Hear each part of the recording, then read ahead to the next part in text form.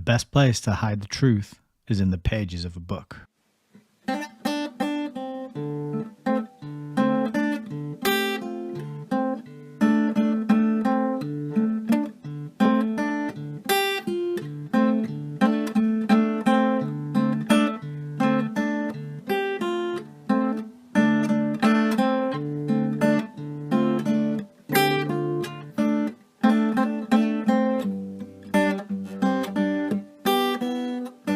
Maybe we should just read.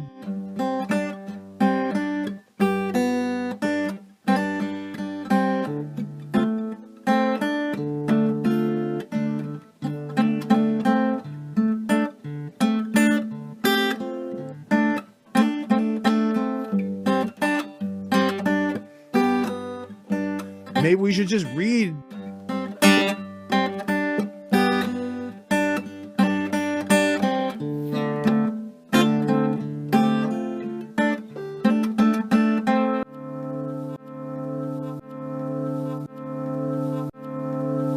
Welcome to Hayes Reviews.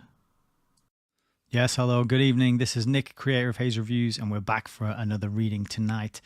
I hope you are all doing excellently, wonderfully well out there. If you're tuning in live, hearty, warm welcome to you. And if you're checking this out on the replay after the fact, welcome to you as well. And please don't forget that there is a pinned comment underneath the video. You can use the timestamps therein to jump ahead to the text and the reading.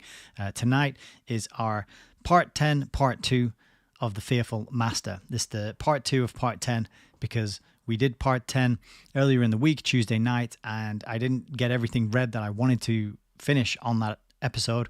My throat gave out, my voice was getting hoarse, and we had to call it a night early, and we didn't get around to finishing up 46 Angry Men. So we're doing that tonight. That's why this episode is part 10, part 2, and it's going to be the final episode. This is going to be the final live stream in this series of The Fearful Master, even though I have a whole bunch of extras and goodies and other articles that came with the book.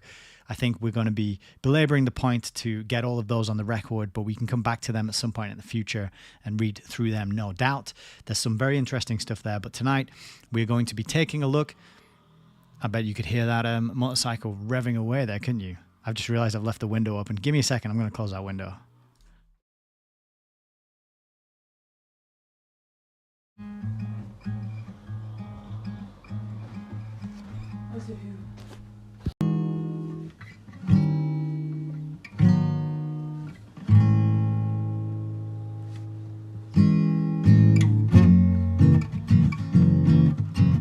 Turns out I hadn't left the window open. That's just a really loud motorbike. So yeah, they've got loud motorbikes around here. That's what we've just learned. Apologies for the interruption there. But yes, we're finishing off 46 Angry Men. We've before we get into that, which will be the main part of today's reading, we're going to have a look at the congressional record. So what were members of Congress, this is over in the United States, what were they saying about the United Nations? Now, if you've happened upon this video and you haven't watched any of the previous ones in the series, we've done a full reading of G. Edward Griffin's book, The Fearful Master, wherein he takes a critical look at the United Nations, at its formation, its foundation, and what it did specifically in the province of Katanga in the early 1960s when UN peacekeeping troops were deployed in order to prevent civil war and ended up murdering and massacring and raping and pillaging a whole bunch of Red Cross volunteers, doctors, Europeans, Africans alike.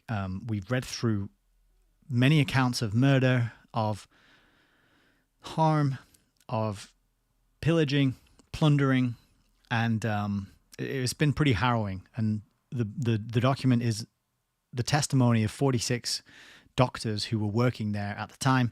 They put this testimony together, put their names on it, they signed it, and they sent it off to the world leaders in order to raise some awareness about what the UN was party to. And Ed Griffin gave us the whole political backstory to this situation, how there was political unrest within the Congo and how Katanga was trying to separate itself from the rest of the Congo and run itself with a democratically elected politician whose name was Tshombe, and there was his compatriot, his kind of adversary who was a communist-backed sympathizer named Lumumba, Patrice Lumumba. And Ed Griffin told us in quite a lot of detail about how Lumumba was welcomed and adored by the West, by the UN. He was celebrated as a very excellent man. He was also groomed and treated to the royal treatment, the red carpet, by the communists as well. And this is very curious because Tshombe was much more sympathetic with liberal democracy and the system of rule, let's say, of the system of government, I suppose might be a better term, in America, the federal system. And he wanted to do something similar. And the Republic of the Congo didn't want that to happen. They wanted the mineral wealth of Katanga, and therefore they wanted to fold it into the wider centralized system of control. The people there did not want that, and a standoff ensued, and the UN were brought in, and they caused absolute chaos, mayhem, and committed some savage atrocities. So that was part one of the book, and then G. Ed Griffin did another 2 parts talking to us about the incredible number of communist sympathizers who were involved in the planning and the formation and the founding of the UN itself, the organization, the UNO, as it used to be known, the United Nations Organization. At some point, the O was dropped and it just became the UN. A whole bunch of positions as well within the UN have almost always, at the time of writing this book, which was in the 60s, had always been occupied by known communists and avowed Soviet sympathizers and people who were very interested in socialism and bringing these kind of systems to the West. And now we know, with the sort of benefit of 60 more years of research and learning, the benefit of, for example, Anthony Sutton's work. And you've got to remember as well, when G. Ed Griffin was writing this book, Tragedy and Hope hadn't yet been published. So this book predates Tragedy and Hope. But we now know, looking back, that the communist versus the liberal democrats, democracies in the West, that whole dialectic was being managed and funded by a group of uber wealthy financiers who were playing both sides, funding both sides, playing them off against each other in order to consolidate their wealth, their power, and their influence. At the time of writing, G. Edward Griffin wasn't really aware of this, so it's got a tone to it of what do they call it? There's a red under the bed, this kind of thing. It's sort of everything. He's blaming everything on the communists and communist sympathizers, and the communists infiltrated, and Red China did this, and so you've got to bear that in mind when you're going. If you go back and check out the previous videos in the series, that he didn't have the context and the benefit of Quigley's work, of Anthony Sutton's work, and others since. But Ed Griffin, he's still alive and well, still doing his good work out there, and has definitely come to understand the bigger picture of what's actually going on. So the book itself, it's a very hard-hitting little paperback. Not very long. Didn't take us too many videos to get through it, and had some absolute bombshells in there, because Ed Griffin, being the consummate researcher and author that he is, not only does he write in a style that is incredibly engaging and easy to read and holds your attention and doesn't bore you or confuse you like some of the other books we've read on the channel, but he also peppers in his writing the references, the quotes, the information from the documents, as Alex Jones might say. It's incredibly well-researched stuff. And for a tiny paperback, it packs a lot of punch. It packs a wallop. And he quotes from the UN Charter. He quotes from the USSR. I always forget the word. It's not a constitution, but it's kind of their manifesto, let's say. And he also goes to primary source documents and gives us the relevant points to flesh out his thesis. So he's not just a man sort of screaming in the wind about these conspiracies that he's imagining. No. He's actually using the published words of these people and pointing out that they tell us what they're doing. And so we should not be surprised when we suddenly find ourselves in a top-down, one-world, global, communist, technocratic type system. People like G. Edward Griffin, people like Rose L. Martin, who wrote Fabian Freeway, have been warning us for a very long time. But it's not just these independent authors and researchers. It is also the members of our own political class. And that's what we're going to find out tonight when we dive into this document here, which is the congressional comments on the UN. And these are all on the record in the congressional record of what is talked about when they get together and they talk about things, about how they're going to rule the rest of us and how they're going to manage the human herds and carry on fleecing them for their taxes and rolling out the schemes and the plans of the true power, the moneyed powers and the moneyed interests, the people off stage and behind the scenes, the lifetime bureaucrats, the financiers, etc., etc. So it's interesting that we've got this document to dive into. This is on the record. It is not conspiratorial stuff, right? This is real mainstream political information that is out there. So that's going to be very interesting to read through a couple of those articles tonight. So over on YouTube, we've got Frank and we've got Celine Lyon. Very good to have you here. And I hope you're doing well tonight. There was a bit of trouble earlier getting YouTube up and running. Some of the videos I was looking at weren't streaming properly. I don't know what's going on. It's probably... remember there was a time when I was living in Southeast Asia, and I forget which country it was in. Might have been Vietnam. And the internet wasn't working. And the story that came through was that a shark had bitten the underwater cable. And that is why the internet was not working very well that day. And they got it patched up and fixed pretty quickly, and then we were back up and running online. So hopefully there's no sharks chewing on the wires, and my audio and video is coming through loud and clear. From my end, it looks like things are going well, and the lights are all green. So I'm going to assume people can hear me and see me, and if nothing else, we're recording this and it'll go up as a replay after the fact. So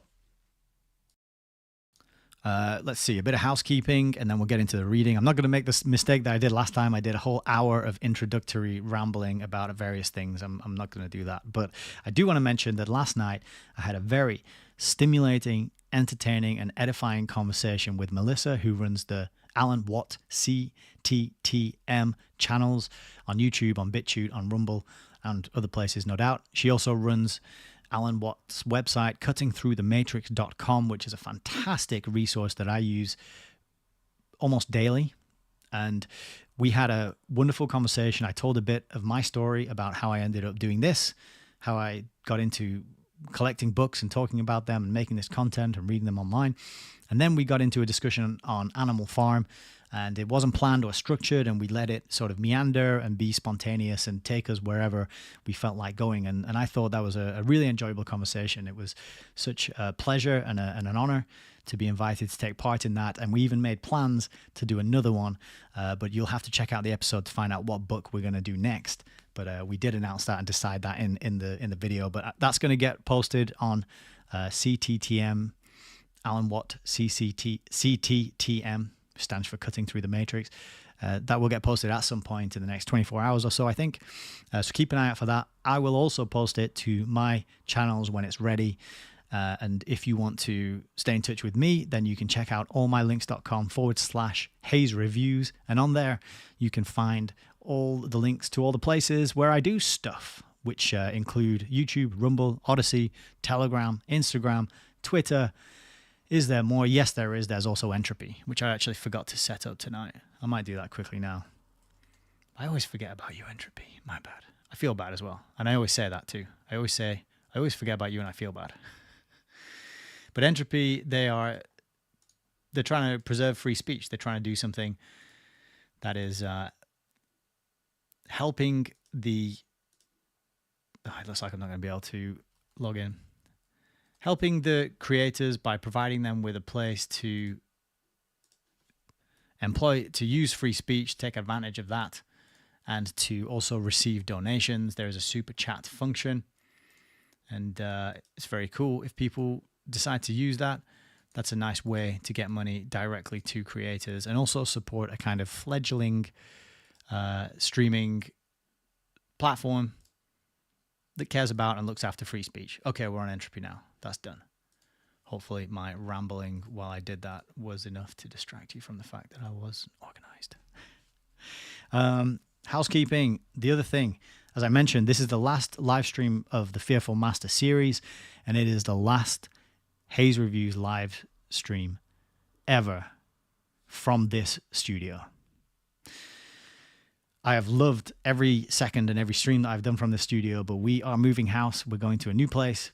And so I'm going to have to dismantle it all and set it up again in another room, a slightly smaller room. So I don't know how it's going to look, if it's going to have the same vibe, if I can get the lights in the same places and whatnot. So when we return, there will be a slightly different vibe going on.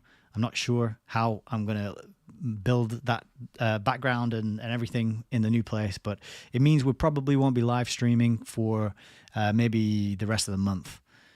As we make that transition and that move, we've got a lot to do, as you can imagine. If anyone who's ever been through the process of moving homes before, it's a lot of fun. Everybody loves it. Everyone says it's very enjoyable. It's good for your heart. It's good for keeping your relationship strong and tight, and it definitely isn't stressful whatsoever. So I advise it to anybody, give it a try. Move house, pack all your stuff up and move it to a new place. Why not? What have you got to lose? But I'm looking forward to it. We're going to be definitely upgrading our living situation, and that is good news for us both. Yes, LJ says, as long as you have books in the background, that's all that matters, right? Exactly. That's it. Yeah. I've got to take pictures of the arrangement that I have them in now and try and recreate it, but I'm sure I won't be able to get it exactly right. But that is just to say there'll be a little break in the live streaming. But when we return, we have got some very exciting stuff on the menu. Of course, you probably know by now, we're going to be reading the Milner-Fabian Conspiracy. This is going to be an absolute humdinger of a book. It's going to be on a level, if not great, higher than Fabian Freeway, I think. Fabian Freeway has been a real favorite among the listeners and also myself. When I read that, it certainly changed my worldview and understanding and of how things work and the history of the British Labour Party, as I mention all the time. But this one is a continuation of Rose Martin's work and a continuation of Carol Quigley's work. So this is going to build on Tragedy and Hope, the Anglo-American Establishment, and Fabian Freeway. So if you are not familiar with those three books, you've got a month to get up to speed. And you don't have to do it on your own, because you've got the Fabian Freeway series, which is on my Rumble, my YouTube, and my Odyssey. It's on the playlist tab, so you can go there, find that, listen through that, get up to speed on Fabian Freeway. And if you want to get up to speed on Tragedy and Hope, then you have the Cutting Through the Matrix Tragedy and Hope book club, where we haven't done the whole book, but we've done 11 chapters, I think, with a 12th coming up very soon.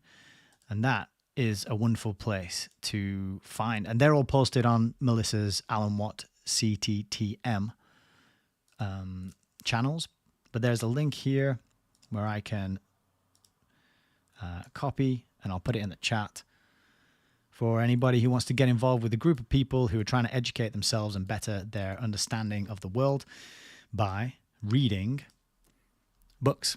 So Tragedy and Hope, Cutting Through the Matrix book club. The links are in the chats for all the live streams there. Frank says Nick Mandel moving house. Classic. That's a good one. Exactly. Yeah. Mandel House. I've got a book about him that we got to read at some point. It's called Mr. House from Texas. And it's got some pictures in it. It's quite an old one. It's from the 50s or the 60s maybe. Okay, I think that's it for housekeeping. We talked about the book we're going to be reading. We talked about having a break. I mentioned my conversation with Melissa, and I gave you the link if you choose to support the channel. allmylinks.com/Hayes Reviews. Oh, one thing as well. I am also collecting emails to add to a mailing list, which is a kind of backup just in case a channel gets nuked or strikes or something like that. I'm building up people's, anyone who wants to stay in touch and is willing to give me their email address, I'll send you a free gift in return as a thank you. It is a bundle of my original guitar music, very lovingly crafted and recorded on my iPhone. So don't be expecting, if you're an audiophile, it's probably not going to be the free gift for you. But if you don't mind something that was some music that was crafted with love, with care, that you can't find or download anywhere else, then you can use that as an extra incentive to join the mailing list and stay in touch just in case, because you never know, right? And when I have this break and we come back to the live streams, I'm going to revamp things and kind of have a look at the format and the structure and see if we can tighten it up a little bit, make it more engaging and good and beneficial and helpful and more valuable for people. Okay, I can already feel my throat starting to get a bit scratchy, so let's get over to the book cam without any further ado. Here we are. So I'm going to turn this up a little bit, just get the lighting right. And as I said before, this is going to be reading from the Congressional Record, some American politicians, members of Congress, their opinions and thoughts on the UN. Now, we know that whatever was said back here in the sort of 50s and 60s was probably largely ignored because the UN has carried on growing in its membership. It has carried on growing in its influence. It hasn't quite got to the point where it can force people to obey and do what it says, but I'm sure my audience is all aware of Sustainable Development Goals, of UNESCO's sort of international reach. The same with the what's the other one? There's UNESCO, and then there's the other one, isn't there? I always forget. I can usually remember one of them and not the other one. UNICEF, that's the one.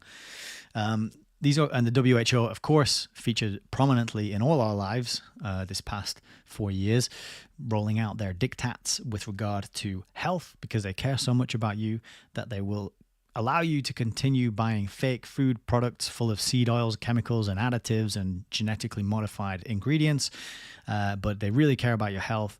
They'll let you eat all that stuff, but you're not allowed to have fresh, pastured, organic meat and raw milk and pastured eggs from chickens that live outside and eat a varied diet of plants and bugs that they scratch around and find in the dirt. No, you can't have all that stuff. All that stuff's dangerous. Sun, that's dangerous. You can't have sun. You know, don't you know the sun has been trying to kill the human race for all this time? The entire history of the human race has been a battle between the sun trying to kill everybody and us trying to survive. Didn't you know that? So the WHO does not care about us and our health. I'm being a bit cynical here, but this is just to point out that where we're at now in history in 2024 versus what people were trying to warn us about back in the 60s, which I think we're gonna read right now when we get into this document. So this is a long document. I'm not going to make the mistake that I made on Tuesday of trying to read it all, because I thought the thing we read on Tuesday would be a quick one and it ended up taking an hour and 20 minutes. So what I've decided to do is to just go through maybe the first two parts. The first one's quite long. The second one's a bit shorter. So I thought maybe we'll read the first one and see where we're at in terms of time. And if needs be, we'll jump straight into 46 Angry Men and get that finished off, because I don't like leaving things unfinished. Okay. So this is Congressional Records, Proceedings and Debates of the 87th Congress, Second Session. The title is None is So Blind as He Who Will Not See.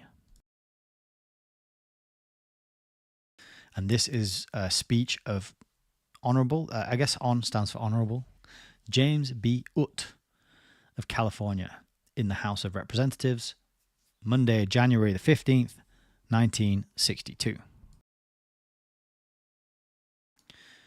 Mr. Utt, Mr. Speaker, on the opening day of the second session of the 87th Congress, I introduced H.R. 9567, a bill to rescind and revoke membership of the United States in the United Nations and the specialized agencies thereof, and to repeal the Immunities Act relative thereto. I introduced this resolution because it is my firm conviction that this nation cannot survive as a republic as long as we are shackled to an international organization by a treaty which supersedes our Constitution. As stated in the Declaration of Independence, quote, when in the course of human events it becomes necessary for one people to dissolve the political bands which have connected them with another, and to assume among the powers of the earth the separate and equal station to which the laws of nature and nature's God entitle them, a decent respect to the opinions of mankind requires that they should declare the causes which impel them to the separation. End quote. So in this resolution, that same decent respect to the opinions of mankind requires that I state the causes which impel me to seek this separation. Constitution nullified. To prove my point, I submit the following facts for a candid review. Our Constitution provides, quote, "This Constitution and the laws of the United States, which shall be made in pursuance thereof, and all treaties made, or which shall be made under the authority of the United States, shall be the supreme law of the land." End quote. Hence, any law enacted by Congress pursuant to a treaty becomes the supreme law of the land, even though it would otherwise be unconstitutional. The supremacy of laws under a treaty was clearly set forth in the decision of the U.S. Supreme Court in 1920 in the Missouri versus Holland case, wherein a federal law, otherwise unconstitutional, was held valid because of a treaty between Canada and the United States. This decision clearly held that where there was a conflict between the provisions of our Constitution and the provisions of a treaty, this conflict must be resolved in favour of the treaty. This same doctrine has been extended to include executive agreements. The result of this situation has been to destroy our limited form of republican government and has denied to each state a republican form of government as guaranteed by the Constitution, and has supplanted it with a government of unlimited powers which destroys the historical separation of executive, judicial, and legislative branches of our government. This was certainly never envisioned by the framers of the Constitution. Subterfuge and deceit. When the United Nations Charter was submitted to the Senate for ratification, great stress was laid upon Article 2, subparagraph 7, which states, "Nothing contained in the present Charter shall authorize the United Nations to intervene in matters which are essentially within the domestic jurisdiction of any state, or shall require the members to submit such matters to settlement under the present Charter." I do not believe that the US Senate would have ratified this treaty without relying on the above-quoted paragraph. However, this paragraph has been completely and constantly ignored over the past 16 years, and every organization, commission, and covenant flowing out of the United Nations Charter has been for the sole purpose of intervening in matters which are essentially within the domestic jurisdiction of the member nations, as well as the several states of our own union, completely destroying the sovereignty of each state to legislate in contravention of the treaty provisions.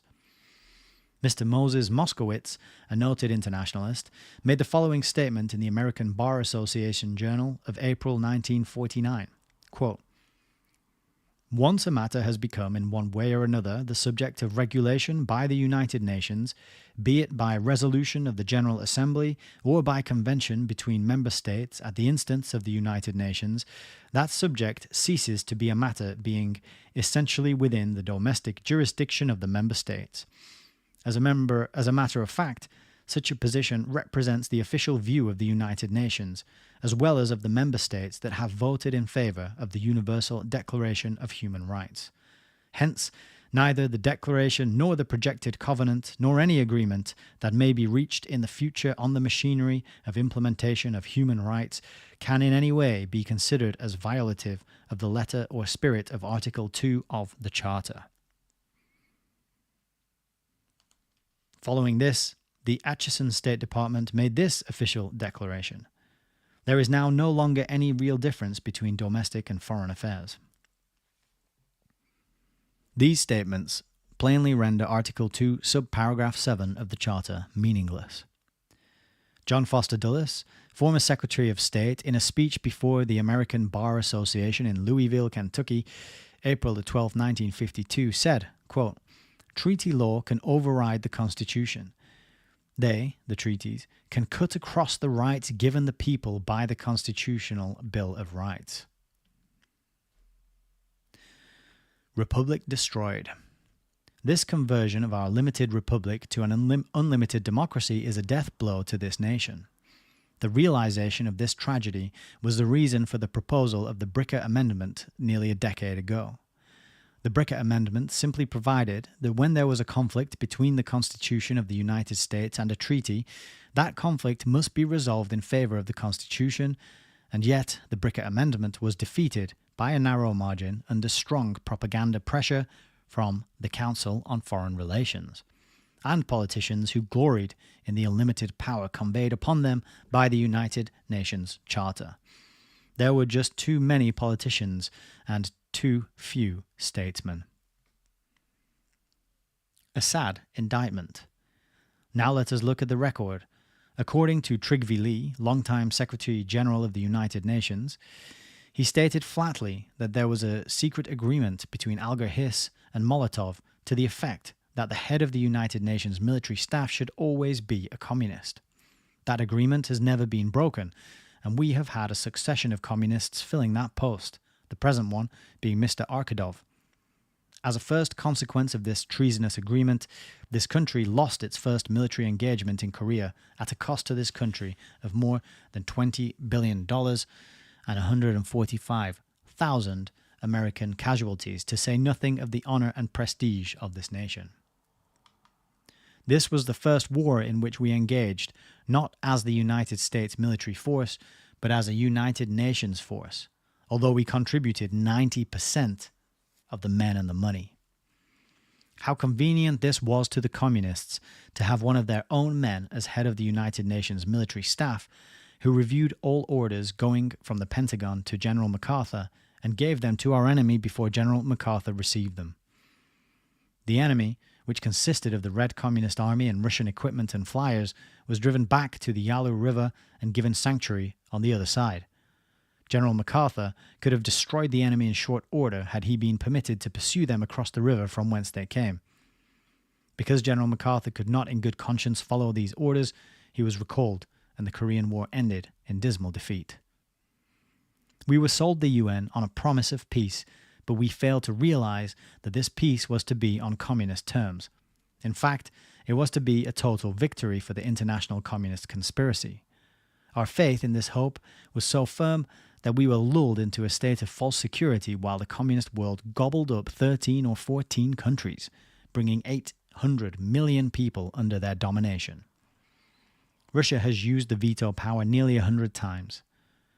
The United Nations has been completely unable to bring any degree of peace, and Russia itself has created 13 or 14 military conflicts between the East and the West. Sins of omission. The United Nations has not as yet passed a resolution of censorship against Russia for its Hungarian bloodbath, but rather stood idly by and helped to betray the Hungarian freedom fighters into the hands of Russia. It could not even get a censorship resolution against India for its military invasion of Portuguese enclaves. Further, Mr. Speaker, what, may I ask, is the United Nations doing to prevent President Sukarno of Indonesia from carrying out his military attack against the island possession of Holland, which lies more than 1,000 miles away from Indonesia? Is colonialism under Holland a bad thing, but colonialism under pro-communist Indonesia a good thing? I have been unable to get any rationale on that question. In fact, it has passed no resolutions of condemnation against Russia or any of its satellites or against the so-called neutral countries, but busies itself with resolutions of condemnation against our allies such as Portugal, Holland, and France. The power, the honor, and the prestige of America have fallen from their high point in 1945 to an absolute zero today. The action of Katanga is nothing short of lunacy. Not a voice was raised in the United Nations when Syria withdrew from the United Arab Republic, but that same organization sent troops into the Congo to prevent self-determination of a civilized and Christian province which did not want to be a part of the communist-controlled Congo. Our defeat in the abortive Cuban invasion can be laid on the doorstep of the United Nations, as the United Nations Treaty prohibits us from engaging in any military operations without the consent of the United Nations Security Council, in which Russia holds the veto power. At this point, Mr. Speaker, may I remind the members of the House and the people of America that the Cuban situation was not even mentioned in the President's State of the Union message on January the 11th, although the so-called white paper issued by the Department of State declares that Cuba constitutes a Sino-Soviet bridgehead in the Western Hemisphere. and that the military power of Cuba is second only to that of the United States in the Western Hemisphere. Due, of course, to the millions of dollars of armaments, equipment, and technicians, and money furnished by the communist countries to Fidel Castro. Why, I ask, was not this clear and present danger to the security of our country discussed in the State of the Union message together with a proposal to dispel this danger? Let me put this in very simple and understandable terms so that no one can misunderstand it. This situation is analogous to having a rattlesnake in the bedroom, and father ignores this danger to his family and starts blithely off on a big game hunt in Africa, leaving mama and the children to cope with the rattlesnake in the bedroom. A military straitjacket.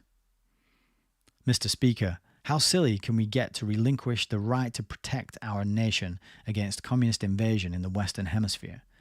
If we continue our membership in this organization, you can look to see this nation condemned for having our naval base at Guantanamo Bay, Cuba.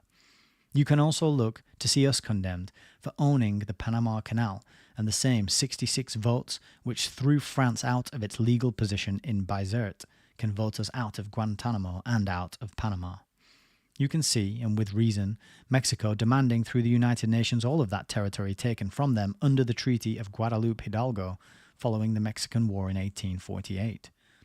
You can see Russia demanding the return of Alaska because we only paid them $17 million when it is really worth billions, and certainly the American Indians, if they had representation in the United Nations, could demand the return of Manhattan Island together with the rest of the land that was legally theirs. You say this is fantastic? You would have said that the present situation in Cuba was a fantastic idea 10 years ago. I think he means fantastic as in unbelievable rather than fantastic as in great. Continuing. You can expect to see a one-world government, communist-controlled under the United Nations. You will see the United Nations run up astronomical debts which we, under the terms of the treaty, are bound to pay. In a book by William Z. Foster, former head of the Communist Party USA, entitled Towards Soviet America, he gives a complete blueprint of the conquest of America by the international communist conspiracy. That sounds like a good book to get. I might just pause there for a second and make a note if I can find a pen. Here we go. So that was William Z. Foster, and the book is Toward Soviet America. What's really mind-blowing is how out there all these plans and schemes were. Everything that's going on in the world has all been described and planned and written down and shared in books, but not enough people read. Okay. Continuing. It is as clear a blueprint as given by Adolf Hitler in Mein Kampf. Following are some of the things you may look for under the controlled communist America as stated by William Z. Foster. Quote, the final aim of the Communist International is to overthrow world capitalism and replace it by world communism. The Communist Party of the United States is the American section of the Communist International. The Communist International carries out a united revolutionary program on a world scale. The American Soviet government will be organized along the broad lines of the Russian Soviets. Under the dictatorship, all the capitalist parties, Republican, Democratic, Progressive, Socialist, etc., will be liquidated. Likewise, we will be dissolved all other organizations, including chambers of commerce, employers' associations, Rotary clubs, American Legion, YMCA, and such fraternal orders as the Masons, Oddfellows, Elks, Knights of Columbus, etc. Lawyers will be abolished. The press, the motion pictures, the radio, the theater will be taken over by the government.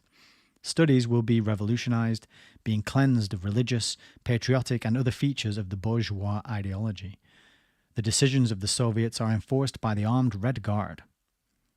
Citizenship is restricted to those who do useful work. Capitalists, landlords, clericals, and other non-producers being disenfranchised. In the so-called Black Belt of the South, Where the Negroes are in the majority, they will have the fullest right to govern themselves, and also such white minorities as may live in this section.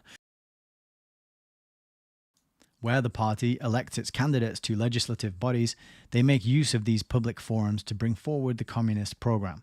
The trade unions are the great schools for communism.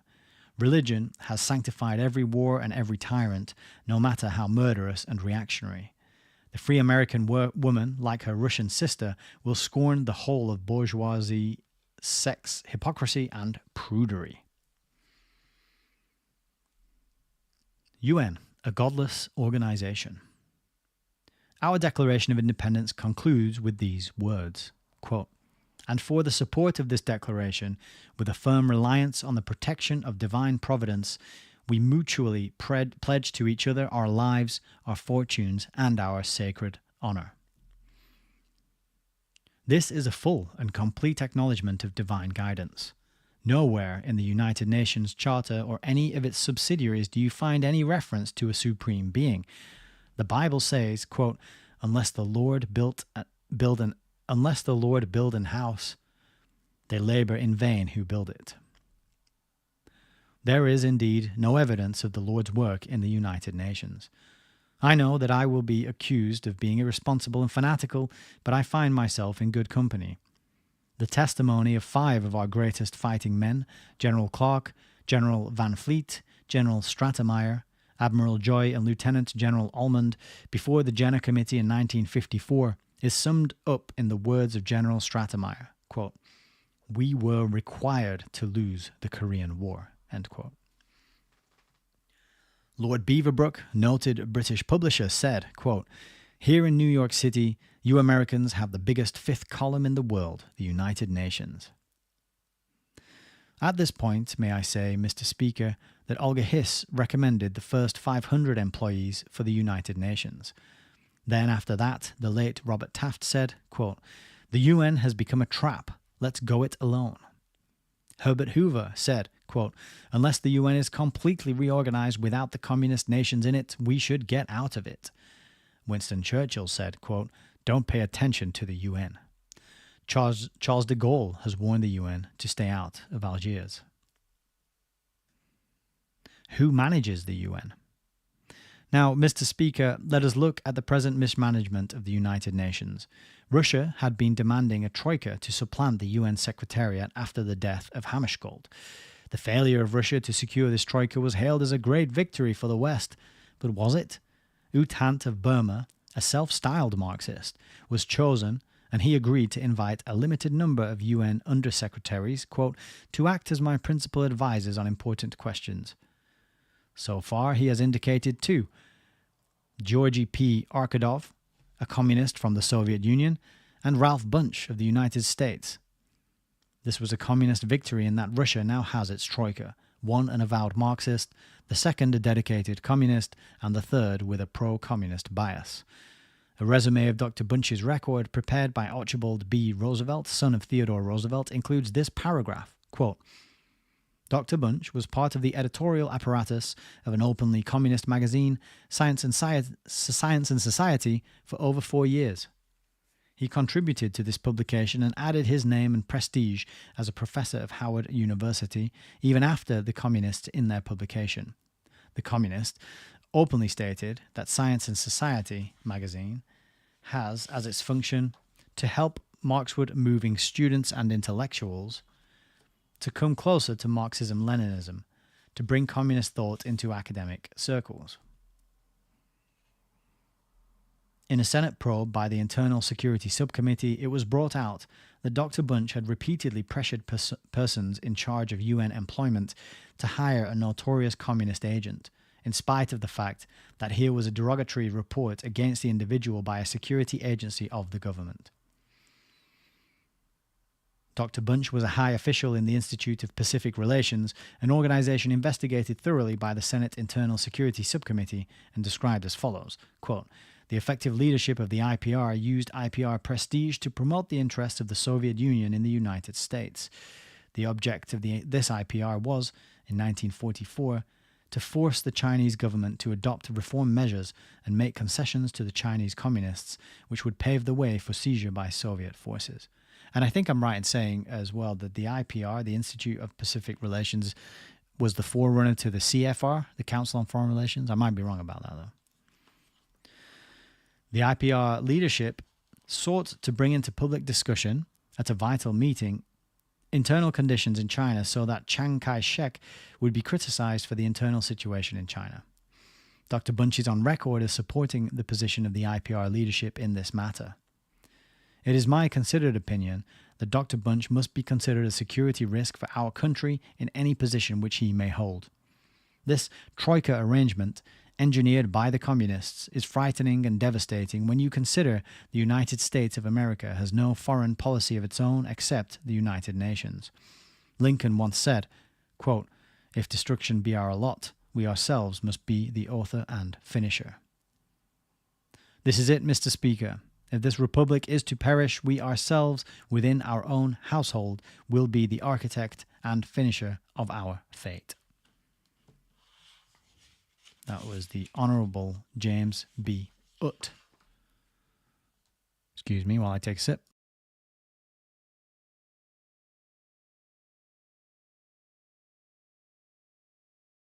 All right. Pretty interesting stuff. Very revealing as well that people went on ahead despite these warnings and concerns, despite this infiltration of the UN, this open bias, it sounds like. They're coming from a point of view where they're trying to criticize the UN and point out its flaws, but it sounds like they have a really clear bias towards communism and the Soviet countries and the communist countries that had become communist during this time. A real open sympathy towards those organizations. And as far as I'm aware, no, there aren't other doctrines which push internationalism and a global system.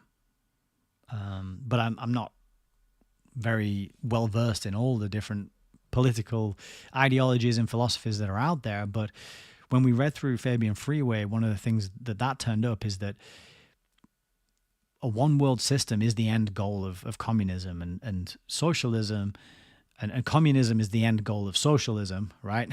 So anybody pushing socialism is pushing communism, is pushing a one world government. And the way you do that is to have scientists run everything and have a centralized control of everything, dictating what you have and what you get and who gets to do what job and who procreates with who and all these kind of things. This bloated bureaucracy and this world that is run on red tape and permits and licenses and form filling and all that good stuff that we love to do every day. So that would have been known at this time, surely, to the opponents of the UN and the critics. And it's quite astonishing that nothing was really done. What I was thinking about today as well is we learn in this book about how, in this book and others that I've mentioned in the intro as well, about how the two sides were controlled by the same central force, the internationalists, the financiers, and those families that built the central banks, that controlled them, and that had their finger on the money printer and got to decide where that money goes and just manipulate that whole system, right? And this can include the Rothschilds, and there's other names that popped up in the book as well, the Warburgs, for example. So there's a whole host of the Rockefellers as well. They, for example, donated the land that the UN was built on in America. When you realize that both sides of the dialectic were controlled by the same group, you kind of see that the plan all along was to use that push and pull mechanism to lead people to this system of sort of technocracy and top-down global one world control, and which we're living through the final stages of the building of that system. We're witness to it, and you can see it when you look at how prevalent Windows is as an operating system, and how prevalent smartphones are as a technology, and smart watches.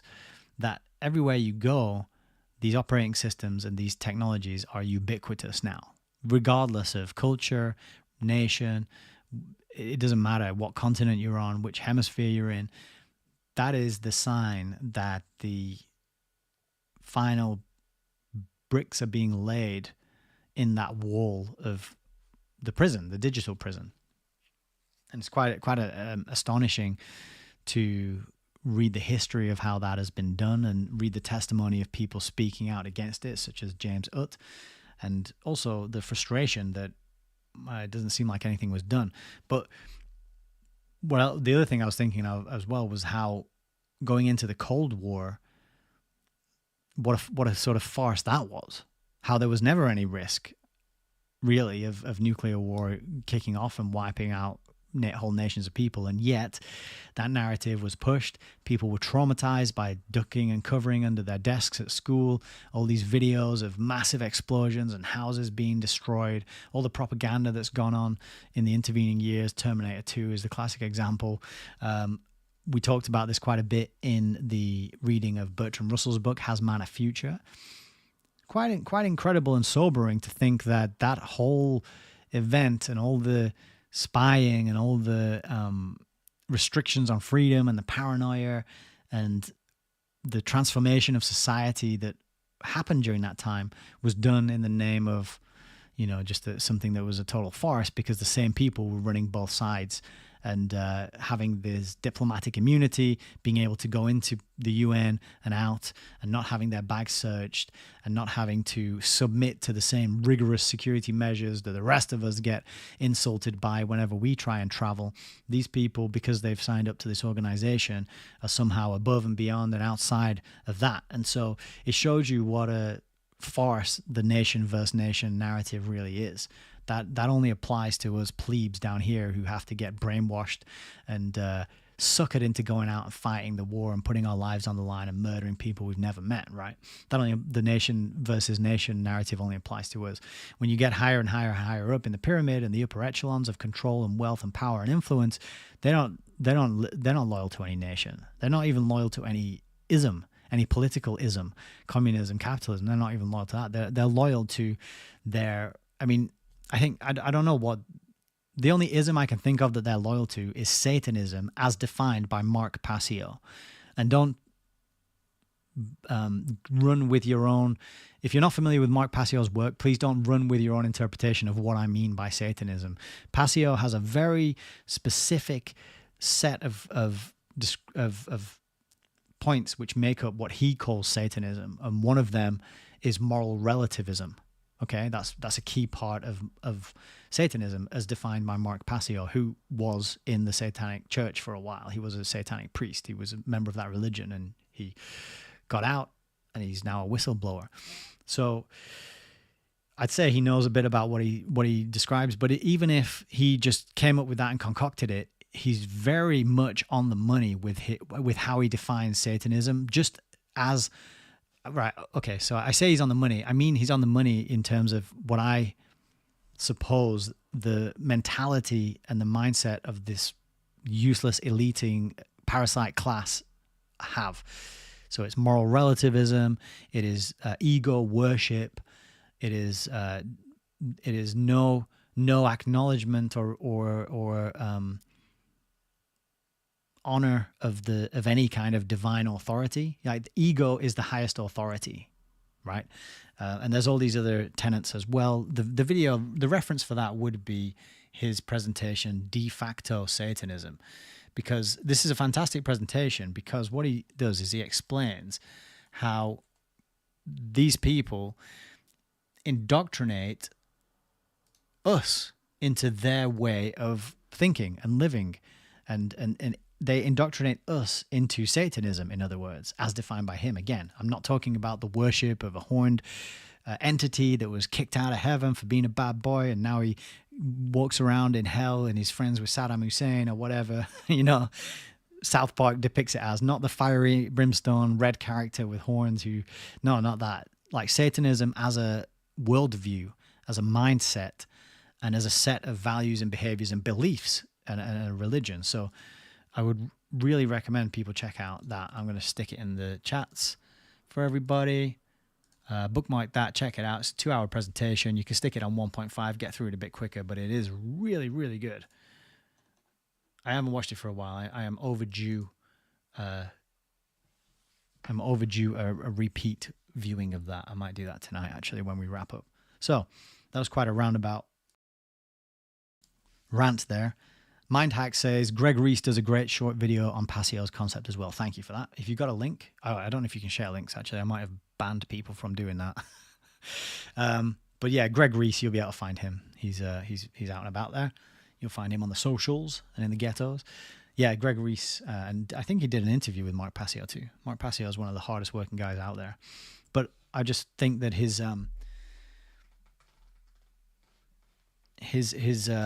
understanding of Satanism is it's the only ism that I think the most useful ism, right? The people who are doing all this, they're not communists, they're not loyal, they're not globalists, they're not internationalists. They are, some of them are those things, but the word that encapsulates all of them is Satanists.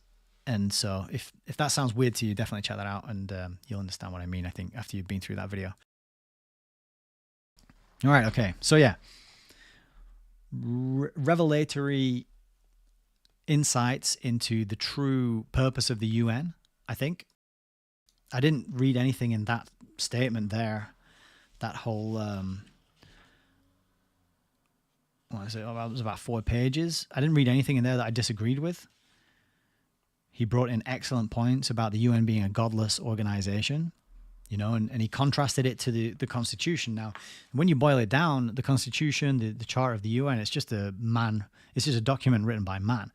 But if you can create one of these documents and you can get people to sign onto it and believe in it and live by it, then they can be very powerful things, right? Having a constitution or having a set of rules or a set of laws which people can live by and agree to, and that can form the basis of a coherent and strong society and culture, which can grow into a civilization. The UN isn't based on anything. At least the Constitution was based on a sort of on an acknowledgement of God and the spark of the Creator being put into each man, woman, child, and thereby rendering all human beings equal in the eyes of God.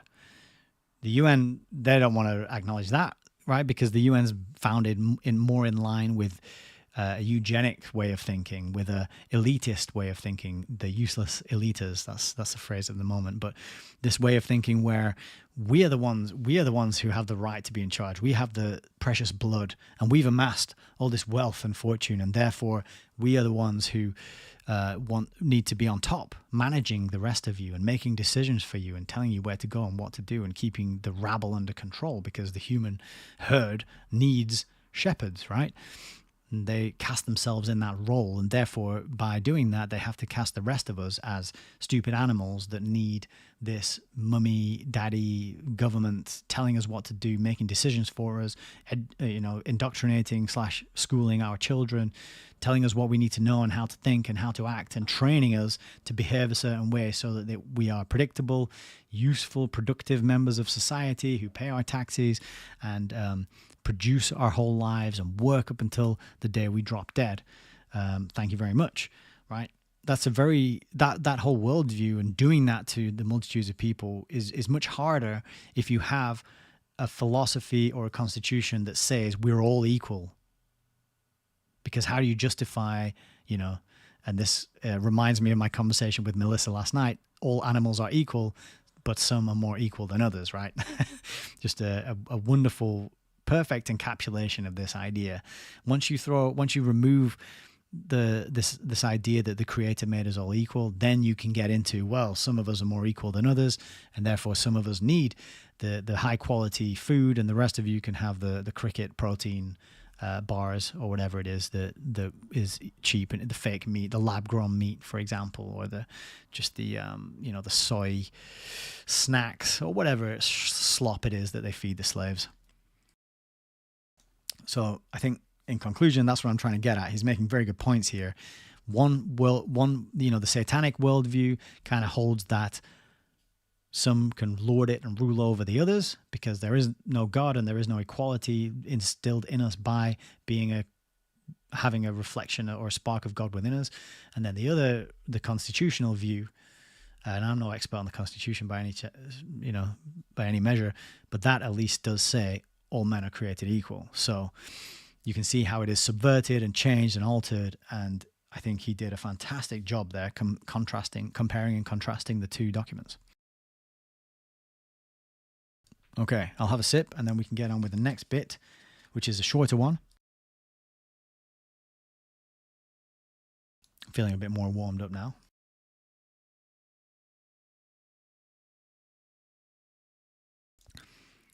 Doesn't look like I've missed any messages anywhere, so that's all good. Broadcasting on YouTube, Rumble, Odyssey, and Entropy. If you want to hop on and send a message in the chat, that'd be very nice. You're more than welcome to do that. And if you want to support at any point, allmylinks.com/HazeReviews, and that's got links and buttons that you can click to find out how to do that. It'd be very much appreciated. Alrighty. So this is Congressional Record, Proceedings and Debates of the 87th Congress, second session, UNESCO, Communism's Trap for Our Youth. And this is by the same gentleman, James B. Utt. And he says on September the 4th, 1962, wow, if we'd have read this yesterday, that would have been quite synchronistic, but it's actually September the 5th today. So we were out by one day, but never mind. He says, Mr. Speaker, under unanimous consent to insert my remarks in the appendix of the record, I wish to insert an article by Mr. Paul Harvey, news analyst, American Broadcasting Network, entitled UNESCO, Communism's Trap for Our Youth. I have long contended that UNESCO posed a threat to our American youth by imposing international control of our curriculum by an international organization which does not embrace the American ideals of liberty and freedom. This article points up the fact that UNESCO is not tolerated in the communist countries, as these countries do not accept the precept of UNESCO. Therefore, this program is simply preparing the youth of the free world to subjugation of international communism. I hope that every parent who has children in school will read this and demand that the UNESCO program be forbidden in our American schools. The article follows. UNESCO, Communism's Trap for Our Youth. When your child comes home from school parroting some phrase about the world society of the future, are you going to tell him it's wrong for him to love his neighbor? When he comes home talking of world brotherhood, are you going to contradict the Christmas message of peace on earth and tell him that all men are not brothers?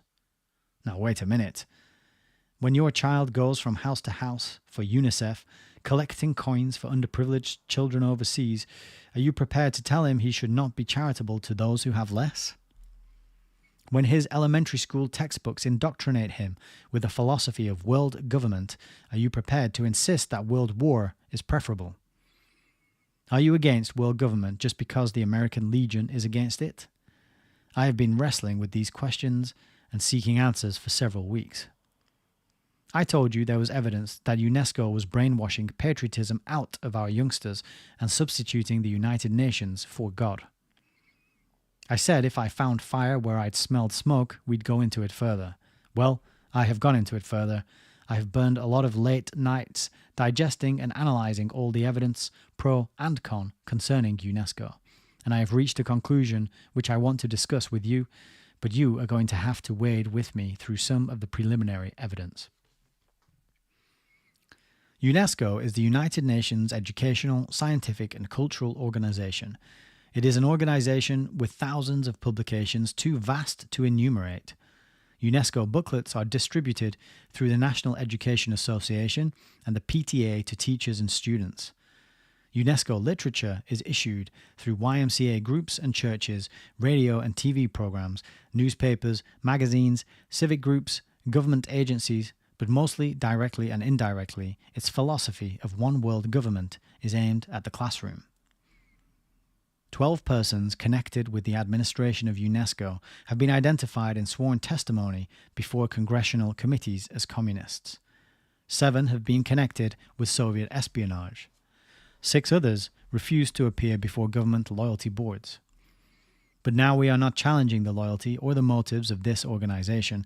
We are seeking to determine whether, whatever their intentions, a whole generation of young Americans is getting brainwashed for their own good or someone else's.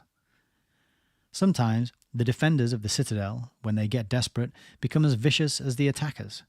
The critics of UNESCO have sometimes let themselves get so worked up that they start flailing their arms, swinging in all directions, becoming at once ineffectual and slightly ludicrous. Let us, instead, suppose that the world government idea is a good one. Let us admit that all God's children would be better off living together than fighting, and that the next generation of children all over the world should be reared to this understanding. That national boundaries are not something to fight over, and that a united nations is the way to discuss our disagreements. That it is unnecessary to spill any more blood defending the American flag if we all pledge allegiance to the UN flag. That is what the UNESCO disciples believe. They are not all communists. They are decent citizens who are convinced that this is the better way, and that is why they are indoctrinating your child today through UNESCO literature and UNESCO influence in his elementary school classroom. But this is the rest of the story. Russia is not thus indoctrinating Russian children. This is the larger issue. This is the point well-meaning veterans organizations and others have missed. While we are allowing our youngsters thus to have their American allegiance brainwashed away so they do not consider Americanism worth fighting for anymore, the Russians in their schools, and I wouldn't say this if I couldn't document it with current evidence, continue to preach and teach their elementary school children that communism is the only efficient government, that God does not exist, that Russia will one day rule the world. Now wait a minute. I'm talking now to the mostly good American parents who have been convinced that UNESCO was the proper way to prepare the next generation of world citizens to live together. Don't you see what's happening? Through UNESCO, American school children are being influenced away from their national allegiance. American school children are being indoctrinated with world government ideals while the Russians prepare their children to run that world government. They are softening the patriotism of our next generation while hardening their own. The end result of this lopsided indoctrination is too obvious to require elaboration. Ex-Senator William Benton, speaking to UNESCO, said, "We are at the beginning of a long process of breaking down the walls of our national sovereignty. In this, UNESCO can be, and indeed must be, the pioneer." But Red Poland has pulled out of UNESCO, and Red Hungary, and Red Czechoslovakia. They will not use this break down the walls and love everybody stuff in their schools. They will love communism and teach communism, and only we, United States of America, will dilute our patriotism until the American flag is a faded rag not worth fighting for. You may have difficulty getting your school administrators to admit that they are using UNESCO materials, even if they are. The best test is to learn directly from the students if they are being taught that collectivism is inevitable, that polygamy is acceptable, that private property has no place in the new order, that we are citizens of the world with an allegiance to all nations and to no one nation. School teachers are vulnerable. The president of the National Education Association, Dr. Lyman Ginger, says Russia has an excellent school system. The basis for his judgment is that the Russian teacher is paid 1.5 times as much as the Russian skilled worker. Of course, that fact loses its luster when you realize that the Russian factory workers have to work 90 hours and 49 minutes to buy one pair of shoes. Yet many American teachers have felt that in adopting the international outlook, they were being modern and imitating what their NEA president calls the Soviet Union's excellent school system, though Russia's schools are not teaching internationalism. Communism over God, Russia over all. Ask Mrs. Eleanor Roosevelt about her recent visit to Russia. Are Soviet schools incorporating the UNESCO program? Certainly not. Are Russian schools teaching that one nation is just like any other nation and that we must all live together under a United Nations? Certainly not. Our UNESCO literature is indoctrinating American children with the idea that we should have an international anthem. Would Russian schools thus teach Russian children? Certainly not. Mrs. Roosevelt found the Russians demanding an indelible allegiance to their own country, seeking in every way to strengthen their own country, teaching their children by the Pavlovian reflex method precisely and only what the Soviet state wants them to believe.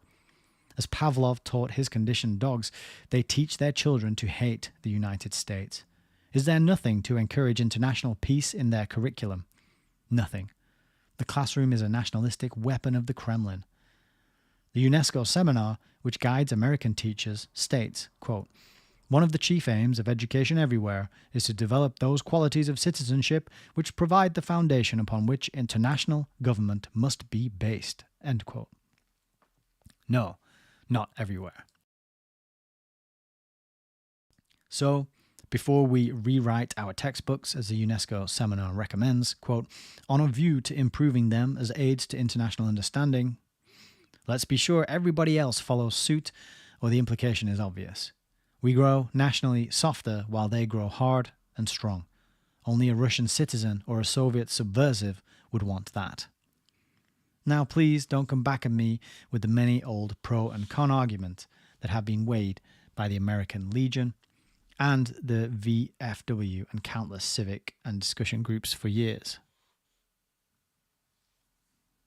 I have, I believe, seen them all, and I am not concerned with more hash from these leftovers. We are not debating whether UNESCO's philosophy is good or evil. We are not opposing the United Nations. We are not denouncing international cooperation. We are not challenging the rightness or the wrongness of editing textbooks to put the UN in and rewriting history, to take the United States out and coaching our teachers to erase national boundaries from the minds of the next generation. I only object to this one fact. It is not who is right that is of great importance, but what is right. That while we are thus conditioning our children to salute a mongrel flag, Russia is conditioning her children to salute only the hammer and sickle. Suppose you and I were trainers, training professional fighters, and you taught yours to fight, and I taught mine to dance the minuet. We'll have a real happy party. But Russia is training fighters. Now, you say, what can you do? If you are concerned with preserving patriotism in the next generation of Americans, then the youngster first must hear it at home. Dad's constant complaining about unfair taxes and crooks in Washington does little to instill faith and confidence in our government. It must be counterbalanced with a respect for the strengths of our nation, rather than a constant exaggerated emphasis on its weaknesses. After the youngster has heard a little star-spangled conversation around the house, it's time for the parents to attend PTA meetings and to have an active, intense personal interest in what the school is teaching and what it is not teaching. If you don't, others will. If you figure you can stay home and play cards on PTA night and let George do it, you better expect the worst because George doesn't always agree with you. The FBI has established that the communists in the United States, under orders from Moscow, are making a concerted effort to work through respectable forums, including PTA groups. If you can't take an interest in directing your child's education, they will. They are, right now. Much has been said about what Americans stand for. Equally important are the things Americans won't stand for. And for goodness sake, understand this. Everybody who subscribes to the UNESCO philosophy of education is not a communist. He may unwittingly be their tool, but a host of them are decent, honorable, entirely sincere parents like yourself who believe this is the best way to prepare their children for a future day when they must live with others in peace or perish in an atomic ash pile. Don't try to shout them down, but try patiently to help them understand that Russia, as usual, is not keeping her part of this cooperative bargain. Russia permits no UNESCO indoctrination of her youngsters. Russia teaches communism without compromise, and unless we prepare young Americans to believe in freedom without compromise so that they will keep it strong and defend it against all enemies, foreign and domestic, we are dooming tomorrow's Americans to the fate of today's Hungarians. But if we can revive in America's youth some of the faith of our fathers, then this will again become the land of the free and the home of the brave and strong, enough to keep your enemies at arm's length, which is quite enough to hope for in our time. That's the end of UNESCO, Communism's Trap for Our Youth. I think we'll leave it there for the congressional comments. And we will get on with 46 Angry Men after a few reflections and a few of our own comments on that. We got a few in the chat here. You will own nothing and be happy. It did sound a bit like that, didn't it? Celine Lion. Frank says the author keeps referring to Russia when he should be referring to the Soviet Union. That makes sense. LJ says, was it the 1970s? That one there? I think it was 60s even. 1962. That speech. 1962. Frank just says, sadly, the theatre for the masses US political system has utterly disenfranchised its citizens. Truth Stream Media put out a great video on voting. And yeah, great shout out to Truth Stream Media. I really dig their work as well. I like what they do very much. So, seeing as we're in the mood for shouting out the good people who do decent work out there, I'll see if I can dig up that video. Oh, they put it out 7 hours ago. It is hot off the press. This one is still nice and warm. I'll whack it in the chat for everybody. And watch all the numbers of viewing this video plummet as everyone rushes off to go and check out True Stream Media. But thanks for that, Frank. I hadn't seen that one pop up actually, so I'm going to check that out. I've got a decent bit of homework tonight now. Bit of Passio, a bit of Truth Stream. But you're in good hands with both of those people. Sorry, I should say, then it's not both, is it? True Stream Media is two people and Passio is a third. So all of those good people, I think, put out excellent work. And yeah, very much worth cross-referencing what they do with the kind of thing I do and really bring out a good understanding and a good picture for yourself. So that one we just read, talking about the indoctrination of children and how schools in America were teaching something that schools in other supposed United Nations were not teaching. That is really, really important and a very key point. And I like how he said, I've been asking myself these questions and I've looked into the evidence on either side, and very, very good, calm, sensible way to approach something, right? To start with some questions and then do some investigations. And I think that knowing what your children are being taught in school is absolutely critically important, and being aware of it and having your finger on the pulse, because I don't have children, so I'm kind of speaking out of turn in a way, but a lot of parents, because they have financial obligations and they got to put food on the table and they got to go do their jobs. I don't know if many parents find the time or the energy, the capacity to be involved in what their children are learning in school. I think schooling is weaponized to pit children against parents. It's done on purpose so that children get certain information and they go home and they repeat that information and the parents say, well, actually, that's not right. And then suddenly the child is at this crossroads where they have to decide, okay, do I believe my parents? Do I believe my teacher? Now, I would submit that it's going to be hard for a child to choose to go with the parents, because they spend 45 hours a week, 40 hours a week, 9 to 5, Monday to Friday at school.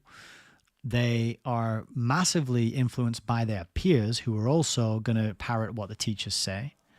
I recall conversations with friends when they would tell me something that their parents said, and it just sounded wacky and crazy and insane to me. I can't think of a specific example, but I remember that sensation. That could have been something that was very true and accurate and valuable, but I overlooked it because I thought, crazy parents, they don't know anything. The teachers who we listen to, all my friends know that we listen to the teacher, and this is where we learn. And our parents send us here, so this must be the place where the knowledge is. best, right? And that mechanism is so dangerous because that is what a totalitarian system of government wants. They want to raise your children. They want to raise our children and indoctrinate them with the mind viruses such as the satanic sort of worldview that we touched upon before we read that last speech. That's when it happens. And so not only is the issue of schooling and mainstream government indoctrination of children an issue, but there's also the issue of what is done to the children of one nation versus the children of a different nation. I've mentioned before, in Vietnam, there's still a sense of nationalism and pride in your country and being proud of Vietnam and its natural beauty and its culture and its heritage and its traditions and its behaviors and way of life is still very much intact. It's starting to get watered down now because the current generation speak a lot of English. The young generation speak a lot of English, have a lot of access to the internet, and they're watching Netflix and Disney Plus, and they're getting all that programming, which is a shame. But yeah, as Frank just said in the chat, homeschooling is the only way. Yeah, there was a quote, there was a video recently of Myron Golden. He's one of these motivational gurus about, who speaks about how you can earn loads of money and change your life and turn it around. And I saw a little clip of his shared on one of the groups that I go to, where he was saying the biggest mistake I ever made was sending my child to school. And he says, I should have homeschooled her. And he name drops a book that I have over here. This one by John Taylor Gatto, which is called Weapons of Mass Instruction. This is a fantastic book. Short, not long at all, 200 pages, maybe even less. But what a fantastic title. No, it is bang on, 191 pages. Weapons of Mass Instruction, a school teacher's journey through the dark world of compulsory schooling. So if you think school is harmless, and if you think it's a good thing and the best place for your child to learn the most up-to-date, accurate information about the world and how it works to prepare them for a future of their own choosing, to give them autonomy and the ability to start businesses and work wherever they want, you are sorely misinformed. And there is a whole stack of literature explaining why that is. I have a bunch of them. That section of my shelf down there, you can kind of see. It's about all about schooling, how it's used by the intelligence agencies to recruit, and how the people who show real ability get sifted and removed and fast-tracked into intelligence work, and the rest of the people left behind, they just get nonsense. They just get trained to memorize trivia and never to connect that trivia to anything. So you're just remembering all these facts, but they're disconnected. They're not coherent. They don't form any sort of workable, usable, meaningful base of knowledge that you can then transmit in the form of wisdom, or that you can use to maybe get a business up and running, or to create some sort of real change in the world. No, that is not the purpose. The purpose is to train you to be very good in pub quizzes. And I was thinking on my walk earlier about how there are so many television shows which glorify and reward with money people who have an ability to memorize trivia and then regurgitate it. Just think about how many television programs there are where a person stands there and somebody asks them these rapid fire questions, totally unconnected. Sometimes it might be on a theme, maybe, or history or whatever, but it's never like talk deeply about one topic for 35 minutes. It's always like, what's the name of this person who did a thing? What's the date of this, when this event happened? What's the chemical symbol? What's the element, for chemical symbol for the element, whatever. It's always disconnected information, and we're taught to regurgitate it. And that is literally trivia. And trivial is the adjective that comes from that word. And that's what schooling does. It teaches you to remember a bunch of trivia. And how is that really going to prepare you to live a life that is fulfilling, successful, that is how are you going to become a well-rounded adult who's offering benefits to the people in their life who they care about when your head is just full of all this disconnected trivia, and it doesn't paint a picture that makes any sense, and it doesn't even reflect reality, in any meaningful way that helps you navigate it and make good decisions. So yeah, I think being aware of what's being taught in schools is absolutely critical, and then comparing it. If you get the opportunity to travel, or if you get the opportunity to speak to people in other countries and ask them, hey, you getting all this clownfish rainbow people stuff in your country?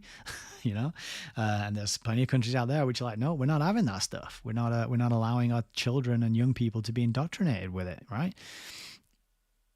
Regardless of what you think about it, doesn't it behoove you to consider why certain things are rolled out in certain places and not everywhere? When we have a UN, which almost all the world's countries have signed up to, why isn't all the education homogenized at this point? It should be, shouldn't it? And that reminds me as well, when he's talking about the indoctrination of children into this internationalist worldview, my country is not so important, but I'm going to be loyal to all the countries. It reminded me of the very first video. If you go to your favorite search engine and you type in how many countries are in the world, well, try it, as an experiment, see what happens. Because when I did it on the first two search engines I tried, the first thing it said was there are 193 member states in the United Nations. And I thought, that's not the question I asked. Yeah, it did it again. So I went to Glue Glue. My wife and I call it Glue Glue because there's a hilarious video of a teacher spelling it out on the blackboard. She writes all the words and gets the children to chant them back. Google, and then she goes glue glue, and all the children shout glue glue. It's a good video. Just reminds me of my days teaching English. But if you go to Glue Glue and you type in how many countries in the world, it says, so actually Glue Glue says there are 195 countries in the world today. And then after that, it says this comprises 193 countries that are member states in the United Nations. So actually Glue Glue does answer the question, but it makes sure to include that information about the United Nations. I didn't ask for it, right? Why are you shoehorning that in there? I'm going to try DuckDuckGo quickly. How many countries in the world? DuckDuckGo. DuckDuckGo says, it just gave me a bunch of links to click on. World Atlas. Yeah, so every link I can find always tells me how many are in the United Nations. So that's just to sort of make the point that it's happening in schools. Now it's also happening in the internet. When you search for things, that programming, that worldview is baked in many cases, and you're going to get that. And most adults probably aren't going to be Googling that question that I just put in there. It's way more likely to be children who put that question in. Some sort of homework, geography class or whatever, go home and write a report about the world. How many countries are in the world? And so it's now coming at young minds and any age minds really through the medium of the internet. And that's just because back then in the 60s when James Utt was writing his excellent speeches, I don't think the internet was really a thing. Not in the way that it is now anyway. So yeah, excellent. Another excellent speech there, I think. Lots of food for thought. And with that, I guess we will get into 46 Angry Men. Just have a quick look at the comments. We got Rosemary here. Good evening. I wish more people would take their children out of school. Teachers who left could be paid to teach them. Yeah, that would require some serious organization with your local communities, but it would be very much worthwhile trying to do that. Mindhack says, even Marcus Aurelius said he was grateful for not being put in school and being blessed to have a public tutor. Yeah, because the people who go through public school get one version, and then the people who go to the elite colleges and the private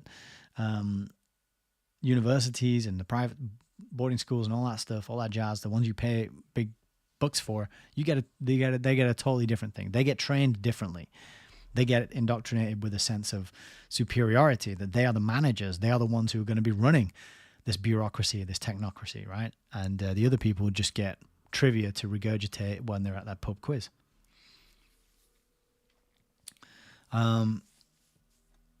Celine Lyon says, I wouldn't agree with Passio.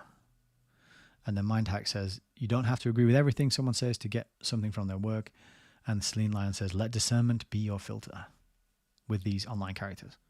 Good. I agree with all the points there. I think Passio puts out some fantastic work, personally. I learned a heck of a lot from him because I didn't know about any of the stuff that he talks about before I went through his stuff.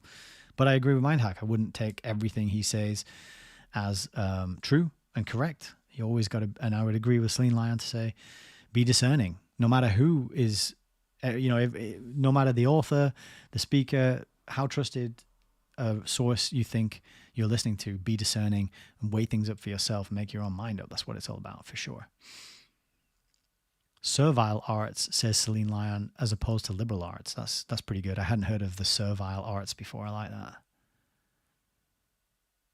Frank Lennon says, eventually there will only be one country called world. Yeah, definitely. Only if they get their way, says LJ Bates. I like it.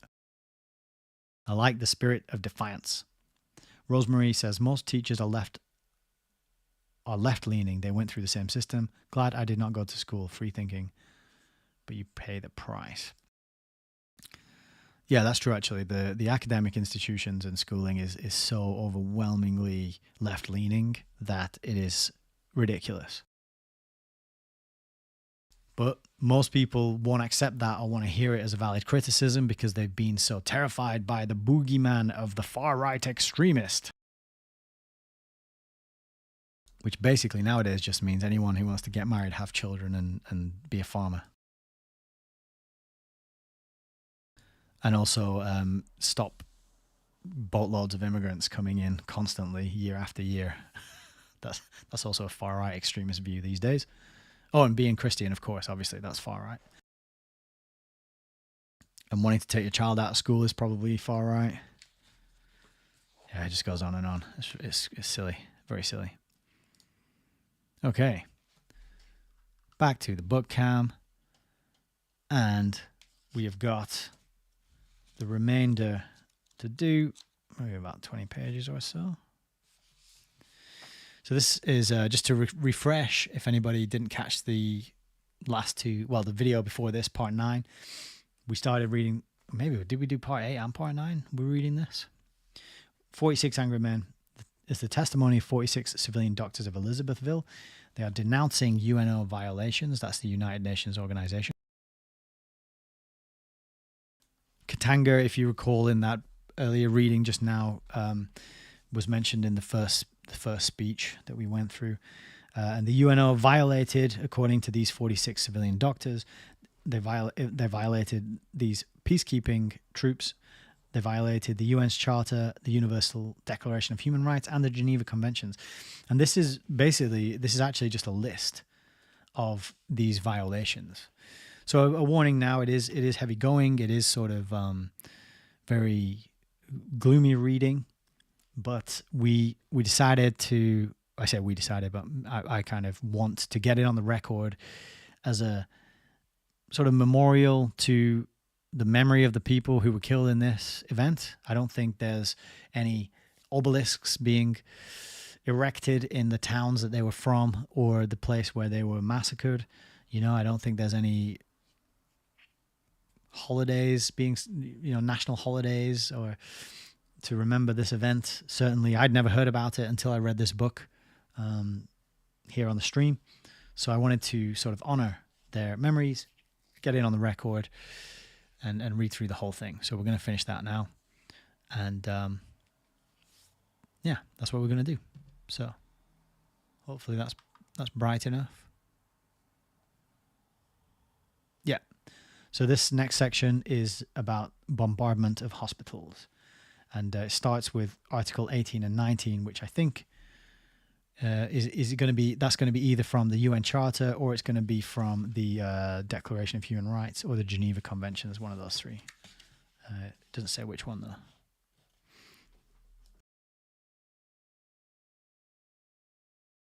Okay, Article 18 in bombardment of hospitals.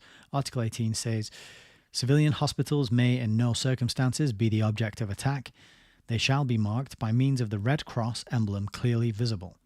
It is recommended that such hospitals be situated as far as possible from military objectives. Article 19. The protection of hospitals shall not cease unless they are used to commit acts harmful to the enemy. Protection may, however, cease only after due warning has been given, naming, in all appropriate cases, a reasonable time limit, and after such warning has remained unheeded. So, 1. Bombardment of the Prince Leopold Hospital in Elizabethville. This is a picture from December the 8th, 1961. Doctors and nurses from Prince Leopold Hospital inspect the results of the violent mortar firing organized by UNO. Preliminary notes. 1. From July 1960 already, the roofs of the Prince Leopold Hospital were visibly marked with enormous painted emblems of the Red Cross. 2. From the beginning of the September 1961 incidents, the facades were provided with Red Cross flags. 3. The hospital, the old buildings as well as the new 4-story building, was never occupied by armed Katangan soldiers. Moreover, the roof of the 4-story building was never used as lookout post. 4. The Prince Leopold Hospital is at least 500 meters away from the President's Chambé military camp. They are separated by the very wide avenue, which is MGR de Hemptien, a block of several buildings, including the damage is... Oh, hang on, I double-turned. Including the tax offices, the office of the parcel post, and those of the customs. The end of the very wide avenue, President Fulbert Yulu, the railway extensions of Elizabethville Station, the wide avenue of the military camp, the gardens in front of the camp. First bombardment, night of December the 7th to the 8th, 1961. According to the account of Dr. Delville, who was on night duty that day, and the notes of Mr. Olivet, delegate of the International Red Cross, the mortar shelling coming from the positions occupied by the Swedish and Irish mercenaries of the UNO started on December the 7th at 7:30 p.m. The hospital sheltered about 700 sick Africans. The first shell fell near the Secretariat, badly damaging it. Mr. Olivet was immediately notified by telephone, and he in turn immediately got in touch by telephone with the UNO headquarters. The latter apologized, admitted that it was a mistake in the raging, and promised to rectify it as it was really meant for the military camp. However, the shelling of the hospital started up again about 11:30 p.m. and continued all through the night until 4:30 a.m. with bursts of fire interrupted by lulls. That night the old buildings were hit. The maternity, the food warehouse, the food reserves could no longer be used, the tins of palm oil having been pierced by shrapnel, the oil leaking out into the manioc meal. And another pavilion, which had luckily been evacuated a short time before in order to set up the physiotherapy services in it. All these buildings in particular were hit and seriously damaged. Many other pavilions had their windows broken, their inner and outer walls damaged by shrapnel, and the electric light cut off from the very beginning, the lines having been hit. The water mains were burst through shrapnel, thus causing small floods in many places.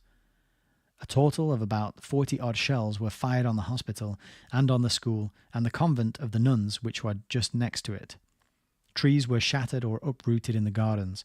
An unexploded shell was identified as belonging to the UNO. The terrorized patients were evacuated by the doctor, the chaplain, and the nurse sisters with the help of other nuns from the convent to the new hospital, whose concrete walls and floors offered a safer shelter.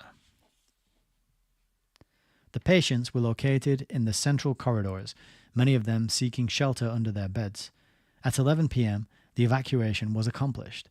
Happily, none of the 700 patients have been seriously wounded.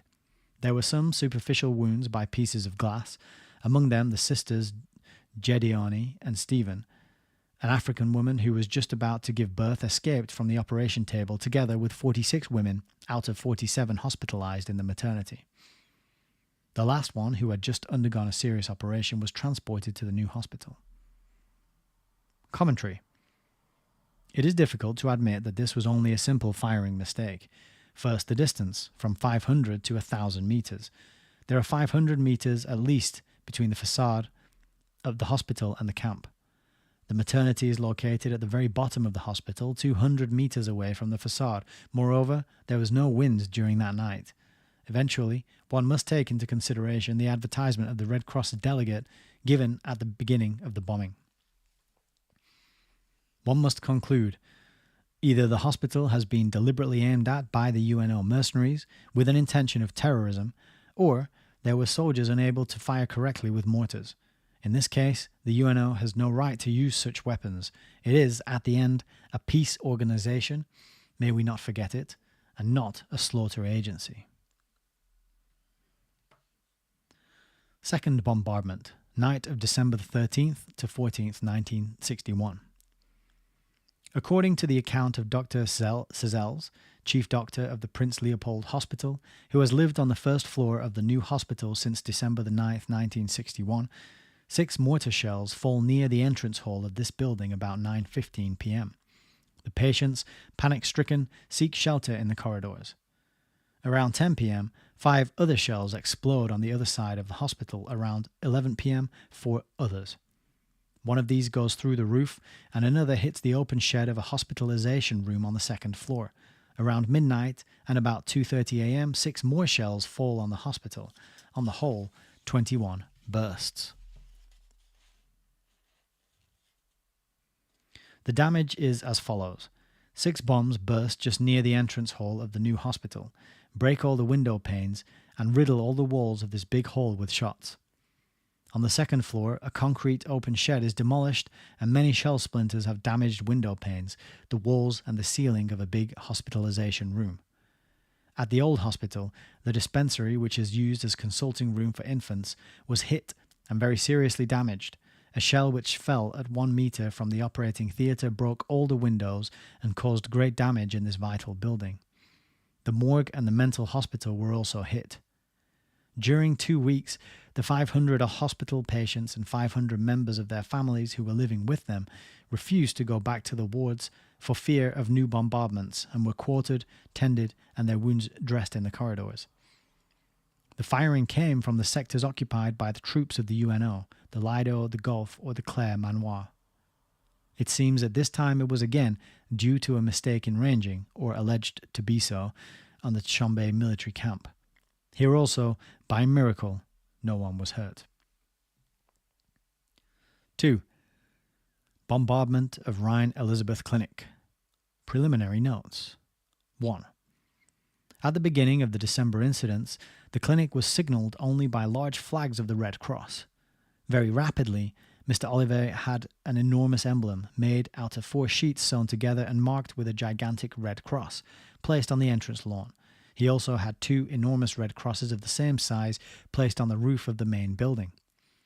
2. The buildings of the clinic or its gardens were never occupied by armed Katangan soldiers. They were never used as observation posts. First, Mr. Olivet, who had set up his office in the clinic, and later on his successor, Mr. Sen, saw to this scrupulously. There is no military objective in the vicinity of this clinic, which is situated in the very centre of the town. One must admit that 2 or 3 times Katangan armoured vehicles and mortars have fired from the nearby park and from certain avenues bordering on the block, which includes the clinic, the Institut Marie-José, and the park. But one must add that each time the Katangan presidency and the general staff of the Katangan forces were immediately warned by the doctors, considering the grave inconvenience for the clinic caused by these temporary firing emplacements. Finally, it must be noted that never did the headquarters of the UNO make the summons imposed by Article 19 of the Geneva Convention. Moreover, when the mortars of the UNO shelled the clinic, the Katangan shooters had already been displaced quite a while before and far from the clinic.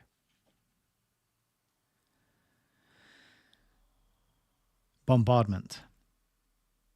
It was at 4 a.m. on the morning of December the 16th that mortar shells were fired on the clinic on the Saint Michel Day Nursery on the elementary school and on the playground of the Institut Marie-José from the UNO positions in the area of the Lido. 20-odd shells were fired, one of which seriously damaged the day nursery. Others broke numerous windows of the elementary school and riddled its walls with shrapnel, and 6 fell on the entrance garden of the clinic, in the immediate neighborhood of the wing known as the dispensary. Practically all the windows facing the garden were broken, on the ground floor as well as on the other story of the building. A great many pieces of shrapnel caused quite a lot of damage to certain valuable apparatus and riddled the inside walls. It must be remembered that during the fighting, this dispensary was kept open day and night by the Katangan Red Cross, restroom, mess collecting of blood, blood bank, blood group laboratories. The orderlies who rested on beds in one of the rooms, which gave onto the garden, just had the time to seek shelter in the central corridor at the first explosion. The following explosion riddled the inside walls and the beds with shrapnel. Had it not been for that, there would have been many dead and seriously wounded among the orderlies. It's a miracle that nobody got hurt in any of these bombings, right? Ranging. In the afternoon of the same day, 2 small smoke bombs used for locating the targets are fired by the mortars of the UNO and pass through... hang on a sec, I think I've turned 2 pages again. And pass through the roof of the pavilion of Notre Dame de Lourdes, which is just opposite the dispensary of the clinic on the opposite side of the entrance garden. This pavilion usually contains sick clergy or convalescents. The shell passed through the roof and the ceiling and fell on the floor, emitting a thick white smoke. Luckily, there was no one there at the time. 3. Bombardment of the Shinkolobwe Hospital. Preliminary notes. 1. The Shinkolobwe Hospital is visibly marked with an enormous red cross on the roof of the administrative pavilion. 2. This hospital is situated at 1,500 meters from any other important building. The beginning of the military camp is at least 800 meters from the hospital. Not far from the hospital, however, there is a regular square pattern made up of African houses in which the workmen of the Shinkolobwe mine formerly used to live. Aerial bombing of December the 12th, 1961.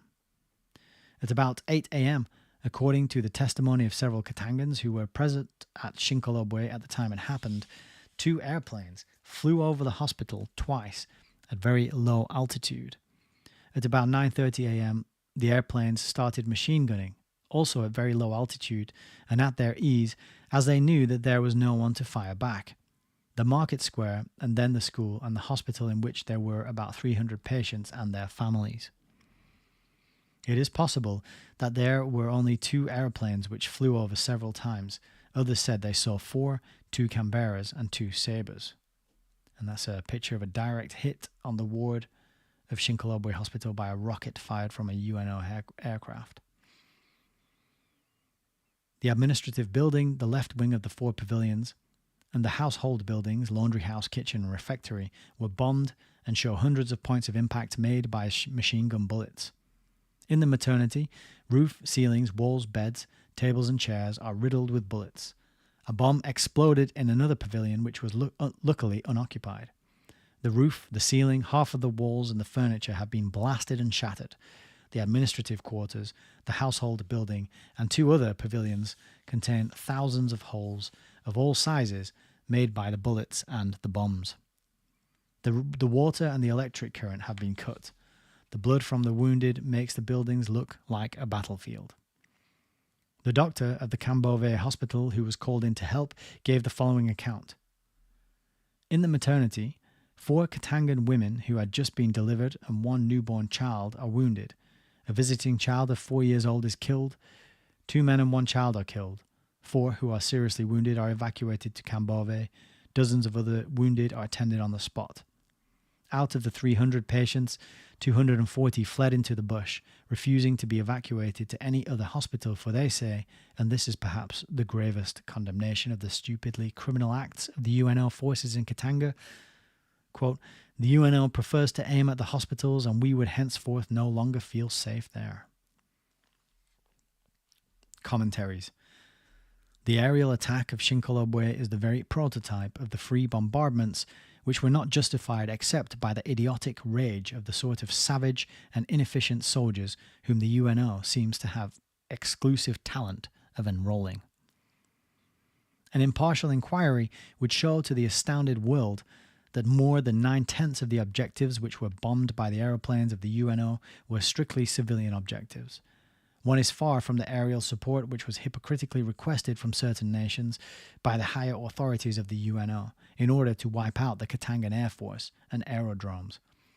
The same inquiry would permit one to know the exact extent of the redoubtable Katangan Air Force. If absurdity could kill, then the UNO would already be dead.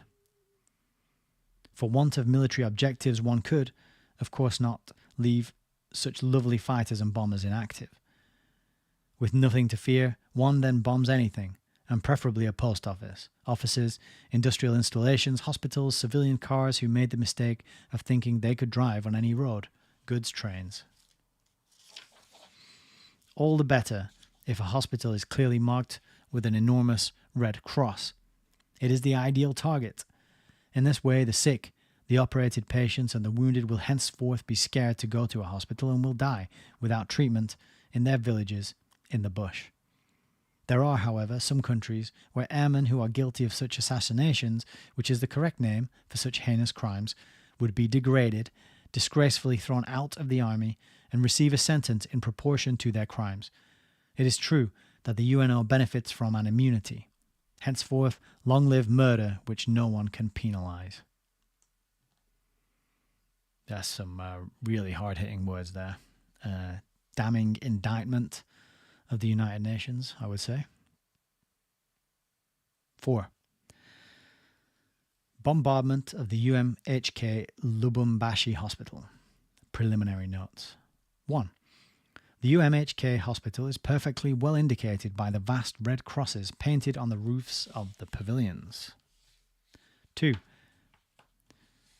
It stands on the top of a little hill facing the Lido, on the other side of the valley of the Lubumbashi. Between the hospital and the road which follows the river is the important group of buildings of the Soeurs de la Charité de Gand, convent, novitiate, teachers' training college, hospital nurses' school, and Central School for girls. Bombardments of December the 16th to the 19th, 1961. On Saturday, December the 16th, at about 7 a.m., 20 odd Katangan soldiers take up positions at the novitiate and at the teachers' training school, which is just next to the road of the Caravia, opposite the Lido, where the UNO troops have arrived during the night. At 7:30 a.m., the latter launch a violent attack towards the novitiate, the new buildings of which are damaged by a dozen mortar shells. The shelling lasts all morning. 160 civilians, sisters, novices, pupils, families and sisters from Congolo and from Malemba Nkulu, refugees since 1961, have sought shelter in the cellars. The dormitories, the classes and the dining hall are hit by firing. At 7 p.m., a shell explodes on the chapel where 50 nuns have sought shelter under the roof loft. On Sunday, December the 17th, the machine gunning and shelling continues. On Monday, December the 18th, the firing becomes more intense. The Onusian airplanes intervene. A rocket falls in front of a window of the cellar where the pupils have sought refuge. Shrapnel is scattered inside and the mattresses catch fire. Luckily, no one is hurt. The convent, the chapel and the central school receive about 15 shells. At midday, everything quietens down. The group of nuns from Congolo and the novices, 45 persons, decide to evacuate and to rejoin on foot the Katuba. An aeroplane sees this group, which is easily recognizable, however, by their white clothes and machine guns it. Some Katangan soldiers make them hide under the flagstones of the gutters and then evacuate them in 2 trucks to Kipushi. At the same time, a first truck with the colours of the Red Cross, clearly indicated, leaves with the first load of pupils to be evacuated to the Institute Marie Jose, and with the chivalry which characterizes the UNO, they are machine gunned by the same aeroplane which operates in all comfort since it has nothing to fear. At the same time, it machine guns the convent. In the afternoon, the trucks of the Red Cross manage to evacuate the last patients from the hospital, the orphans, the pupils, the families, and the last nuns. Thank God no one is hurt. In brief, There were 10 shells on the convent and the chapel, 12 on the novitiate, and 15 on the teachers' training school, not counting the innumerable bullet and shrapnel holes. Not one single building is left intact. The damage is estimated at 4 million francs. As for the hospital, which was evacuated on the 18th, it received from December 16th to 19th one direct hit on the hospital ward, 2 hits within 3 meters of this building, a hit just in front of the administrative and x-ray building, a direct hit on the isolation pavilion, and a hit in front of the pavilion number 3. A great deal of damage is caused to the walls, the ceilings, the doors, the windows, and the furniture. Commentaries. One must admit that in this case the UNO firing was most probably not aimed at the hospital, but at the nests of resistance of the Katangan soldiers stationed in particular in front of the teachers' training school and the novitiate. The hospital itself was never occupied by the Katangan forces. It was, however, hit by bullets, mortar shells, and rockets which overshot their mark.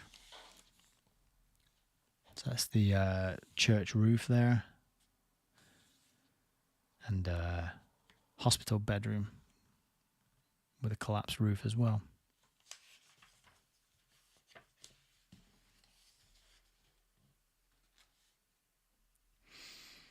The UNO has, however, infringed the law for not having made the usual summons and for not having observed a reasonable delay for the evacuation, not only of the hospital, but also of the missionary and school buildings. The Reverend Mother Superior is categorical about this. One must also reproach the UNO for having machine-gunned from the air the nuns and the novices, easily recognizable by their white clothes, who were evacuating the buildings, and also the aerial machine gunning of the first Red Cross truck which was evacuating the pupils. 5. Bombardment of other hospitals. It seems that the shelling of La Marinelle in the territory of Kolwezi was dramatized.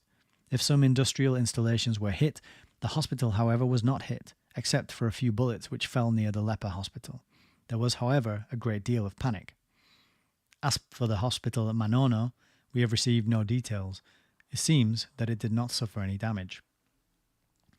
The first 4 paragraphs of this chapter are sufficiently loaded for the UNO. They allow one to make an idea of the manner in which the Air Force of the UNO would have used the 1,000-pound bombs which Great Britain was to supply to make a Coventry out of the upper Katanga. That's a good little detail. Good to know there that us Brits supplied the 1,000-pound bombs. Got a couple of comments in, which I might just have a look at quickly. So, Rosemary Smith was saying, the way it's going, the overlords will control all the platforms. I think that was in reference to a previous conversation. Also, Rosemary says, we have to be careful what is watched, but I can admit when I get something wrong and change direction. Yeah, that's what it's all about, I agree. Be discerning, be careful what you put in your ears and your eyes and into your mind, but also be willing to take in new information and adjust your understanding of things accordingly. Rosemary says, Red Cross started in Switzerland. Why is it always hospitals and babies to play with our emotions? Yeah.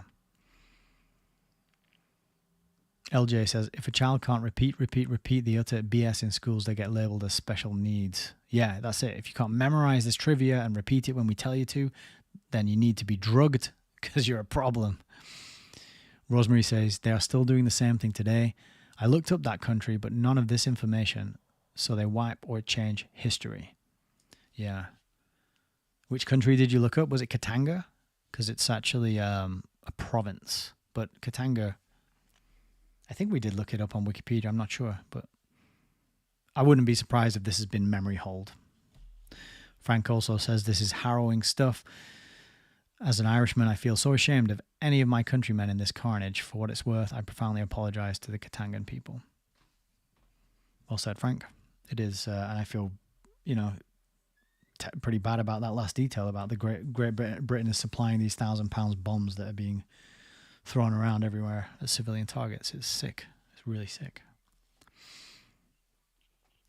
So we've got a supplement, section here, which is titled The Red Cross Hospital of the UNO, Infringement of Article 18, September 1961. 1. The hospital of the Italian Red Cross, which is situated behind the post office and opposite the Banque du Congo, was militarized by the UNO. The personnel of this hospital wore the uniforms of the UNO. Already before September the 13th, 1961, this hospital was in a state of armed defense, sandbags, shelters for riflemen, and machine gunners. The reason which was set forth was the protection of the hospital, which had had a few broken windows when some young Katangans had demonstrated against the UNO. Must one point out the real provocation which was created by the presence, in the centre of the town, of an armed military hospital? Whatever may be said, on the morning of September the 13th, the alleged defences were really used as combat stations from which, at the beginning of the attack on the post office by the mercenaries of the UNO, a well-sustained fire helped the massacre of the defenders of this public building. The Italian medical personnel maintained a perfectly correct attitude, and the head of the personnel himself protested to the UNO military authorities against the misuse of this defensive post. Despite his protests, the defences never ceased to be used as redoubt, as base of operations or a strategic point until the end of the fighting in September. In November, in anticipation of the new attacks which it intended to make, the UNO evacuated the hospital to other buildings not far from the airport. The ambiguity of a hospital which was at the same time used for Red Cross and for UNO military purposes was thus abolished. And there you go, Frank. Apparently these are Irish soldiers of the UNO in position on the roof of the BCK hospital. I don't know if you can tell whether or not they're Irish from this quite blurry black and white picture, but that's what it says.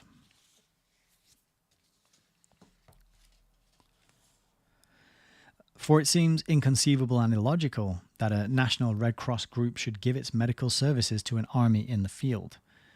The role of such a group should have been that of a hospital which is set up in a place where it was no longer possible to keep government hospitals working, in this case in northern Katanga. But once its military character has been established, there is no more room for discussion. 2.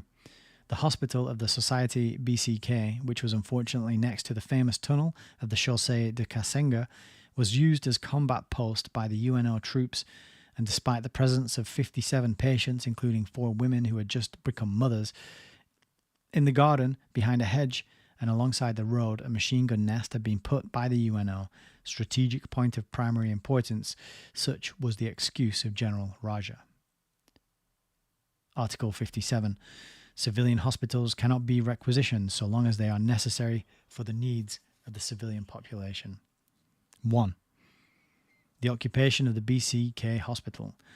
Almost since the end of the fighting in December, after the capture of the tunnel of the Chaussée de Kassenga, and during the whole month of January, and for how long still, the BCK hospital has been occupied by the Irish battalion and serves as Irish headquarters as well as a heavily fortified redoubt.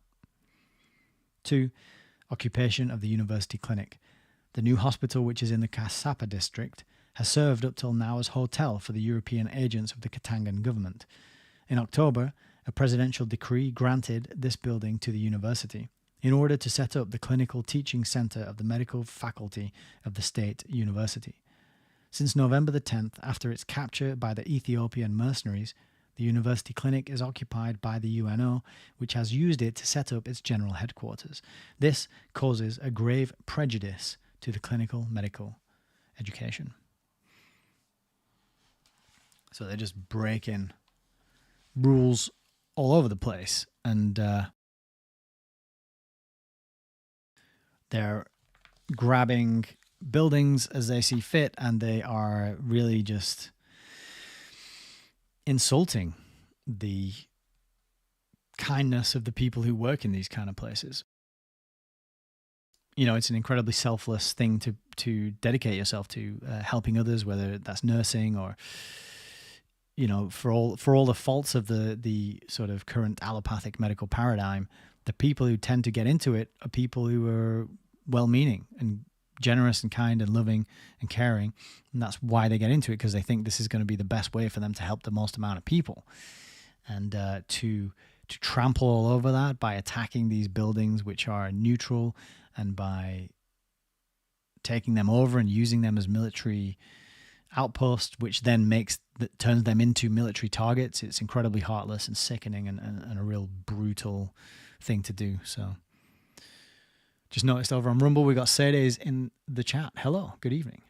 Hope you're doing well. Nice to have you here. All right, the next section is going to be grim, firing on ambulances. Okay, Article 20. The civilian medical and the civilian ambulance personnel shall be respected and protected. This personnel shall be recognizable by means of a Red Cross identity card and a Red Cross armlet. Article 21. Vehicles conveying wounded and sick civilians, the infirm and maternity cases shall be respected and protected. They shall be marked by the display of the distinctive Red Cross emblem. Okay. Preliminary notes. 1. The civilian doctors of Elizabethville and the active members of the Katangan Red Cross state on oath that, during the fighting in September and December, the 15 civilian ambulances and the orderlies were exclusively used to transport civilian or military wounded, civilian or military dead, sick people and expectant mothers, civilians who were to be evacuated, food and drink required to supply families who were cornered in districts where the evacuation was either forbidden or too dangerous, medicines and sanitary supplies. The delegates of the International Red Cross, first Mr. Olivet and later on Mr. Sen, scrupulously saw to this themselves. On no occasion, therefore, did the civilian ambulances transport Katangan soldiers or able-bodied, armed, pro-Katangan Europeans, nor weapons, nor ammunition. The only exception was a loss of control over one single civilian ambulance in September during 24 hours.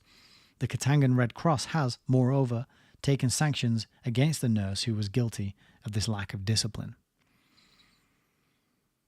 These ambulances are of different makes: Studebaker, Wills, Peugeot, Volkswagen, Tonus, Ford and Jeep. They belong to the Elizabethville hospitals, the SEPSI and the Red Cross. Despite the handicap by these different makes, all these ambulances were easily recognizable, painted in white or in very light colors, provided with large red crosses in the front, at the rear and on the sides. They were often equipped with a siren or an intermittent light signal. September 1961. On September the 13th, 1961, at 8:30 a.m., at the post office crossroad, a burst of fire from an automatic rifle was shot by the Indian mercenaries on a Red Cross car, marked with the distinctive signs of the Red Cross, and which was driven by Dr. Defru, who was accompanied by 4 European nurses and 1 Katangan medical official, thus preventing them from urgently going to the Prince Leopold Hospital. At about the same time, Dr. Cizeles, technical head of the Prince Leopold Hospital, is prevented from urgently going to his hospital by an Indian mercenary holding a machine gun against his chest at the Place de la Poste. That same day at 9 a.m. at Radio Katanga, the ambulances are machine gunned during their first attempt to go and pick up the 25 dead and wounded. On September the 14th at 8 a.m., again at the Place de la Poste, that is to say, in the very center of the town, 2 ambulances are machine gunned in succession. A tire on one of them is burst. At 9 a.m., the male nurse Sonda Mose, dressed in white and with an armband of the Red Cross, is machine gunned on the Place de la Poste by an Indian hireling as he gets out of the ambulance to pick up some wounded. He is seriously wounded at his right leg, which has to be amputated. Again at 9 a.m., in front of the Central Police Station, the men of the UNO fire from the post office on 2 ambulance nurses and 1 orderly who were picking up a wounded man. On September the 20th, an ambulance of the Prince Leopold Hospital is machine gunned. The left headlamp is broken and the seat next to the driver is pierced. That same day, the ambulance of Mr. Kishiala, president of the Red Cross of Katanga, is in turn machine gunned by UNO mercenaries while he is picking up a wounded man in front of the management offices of the BCK. Justification by the UNO of the firing on the ambulances. In order to somewhat justify the frequent firing by the UNO mercenaries on the ambulances, the UNO accuses the ambulances of having frequently transported ammunition or able-bodied armed soldiers. We have disproved this accusation at the beginning of this chapter. One of the main accusations of his lordship, Mr. Tombelaine, over Radio Katanga UNO, of which he controlled the spoken part of the broadcasting, was that on September the 14th, at about 9 p.m., an ambulance of the Red Cross transported a pro-Katangan mercenary armed with a bazooka as far as Radio College. This is supposed to have enabled the putting out of action of a UNO armed vehicle, a bus which was transporting Irish mercenaries and also their capture. The truth is quite different. The bazooka was brought there by other means which were more regular. Broadcasting over Radio College was suddenly interrupted with an announcement that the Irish were attacking the building, announcement which was dramatically followed by a heavy explosion which was distinctly heard by the listeners. Dr. Defrew, who was listening, immediately jumped in an ambulance which was parked in front of the Rhine Elizabeth Clinic and rushed to Radio College, which is very near the clinic, so as to be able to pick up any possible wounded, considering the fairly tragic tone of the announcement. December 1961. On the morning of December the 5th, the team led by Mrs. de Middelier, leaves in an ambulance to go and pick up 2 wounded at the Simonet police camp and at the guest house of the Sabina. The ambulance has battery trouble in front of the Simonet camp. Mrs. de Middelier gets out in order to push the vehicle. She's immediately fired at by an automatic rifle from somewhere in the bush between the camp and the old airport. Bush which has been occupied by the men of the UNO since the morning. She seeks shelter behind her vehicle. The firing ceases and she can at last drive away. On the morning of December the 7th, the same team leaves to fetch a wounded at the workmen's camp of the BCK on the other side of the tunnel of the Chaussée de Kasenga. Everything is quiet. The team is exposed every time it moves from one house to another. Despite their white clothing, Swedish or Irish soldiers of the UNO immediately fire on them with automatic rifles. The team seeks shelter in the camp and is unable to pick up a body which is lying on the road. In the afternoon, that same team goes into Studebaker ambulance to the Sojilek in the Uvira district to pick up 4 wounded. A Swedish armoured vehicle opens fire on the ambulance. The bullets pass over the vehicle. A little later, the same team leaves for the Avenue Le Play in order to evacuate a woman and 3 children. On leaving the house, Mrs. de Middelier, with a baby in her arms and her companions, are fired upon by the UNO. Are fired upon by the UNO mercenaries from the direction of the Avenue Stanley, which is occupied by the UNO. The team and the persons who are being evacuated have just got time to dash into the ambulance which drives off at high speed. On December the 9th at 9:30 a.m., a team comprising Mr. Smeding, Mr. Hazan, and Mrs. Vrunen leaves with the Peugeot ambulance for the guest house of the Sabina with as mission the evacuation of civilians. These orderlies are arrested by the UNO and are only released the next day at 2 p.m. through the intervention of Mr. Olivet. On December the 12th at 1:30 p.m., the team led by Mrs. de Middelier leaves for the BCK camp with a Volkswagen ambulance to pick up a wounded. On reaching this sector, all is quiet. The siren of the ambulance is sounded, but as soon as the white-clothed orderlies are seen between the houses, they are fired upon by the men of the UNO. December the 13th is a day of mourning for the Red Cross. At about 3 p.m., the delegate of the International Red Cross, the orderly nurse, Mrs. Vrunen, and the orderly ambulance driver, Mr. Smeding, who have left with the Peugeot ambulance for the Uvira district in order to organize food supplies and the evacuation of the families from this district, are assassinated by Ethiopian mercenaries. The alibi set forth by a spokesman of the Ethiopian government is valueless. An Ethiopian battalion has captured the guest house of the Sabina on December the 9th, 1961. It is the Ethiopian reinforcement battalions who arrived later. Lies, always those atrocious UNO lies.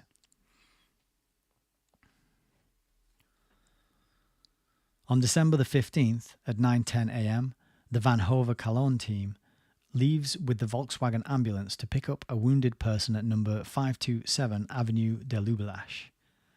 They notice a UNO armoured vehicle in action at the very end of the avenue. They turn back, and no sooner have they passed the Avenue Drugmans than they are fired upon by his armoured vehicle. The team seeks shelter in a nearby house.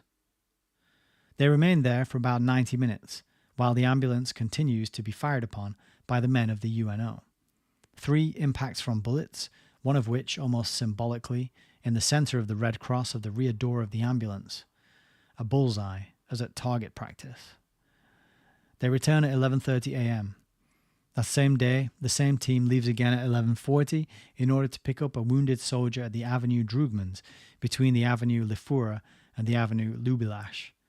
Again, the ambulance is machine-gunned by the UNO mercenaries. The orderlies abandon the ambulance at the crossroads of Avenue Drugmans and Avenue Le Four and seek shelter in a garage. It is about midday before a colleague who has come from the Prince Leopold Hospital joins them and also seeks shelter with them. 2 minutes later, 3 mortar shells fall off the premises. The orderlies seek shelter further on, from garden to garden, into an inhabited house. They remain there during an hour, and then taking advantage of a relative lull, they leave via the gardens, pick up the wounded soldier on the Avenue Drugmans.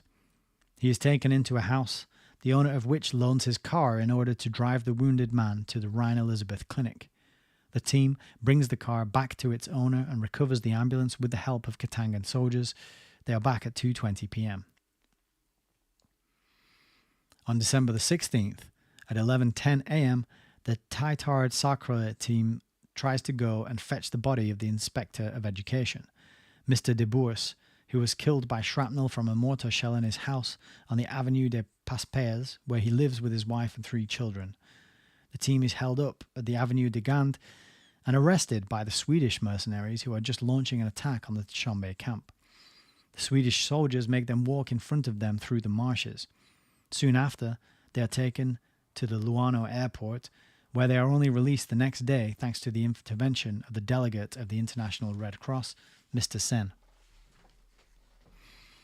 On December the 18th at 1:30 p.m., the Ford truck of the Union Miniere, which was on loan to the Red Cross and which was distinctly marked with enormous red crosses, is machine-gunned on its first trip to go and evacuate the pupils of the Rue Sur de la Charité de Gand at the Lubumbashi building. I'm just going to pause there, take a sip. Excuse me a second.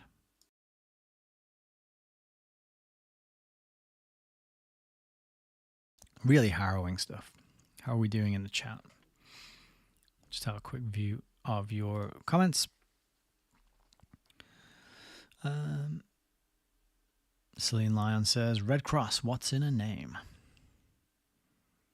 Rosemary says, I agree that children get labelled special needs or called an enigma like me. Hooray. I am trying to get my Irish passport. My parents and grandparents were Irish. Oh, good luck with that. I hope it pans out. Tree Dude is here. And he says, dude. Dude. Sweet. What's mine say? Dude. What's mine say? That's a reference to the film Dude, Where's My Car? Which I do not recommend anyone goes out and watches and wastes time on. That bit I just quoted from is probably the funniest bit in the film. From memory. It was a long time ago when I saw it. Got that. It has that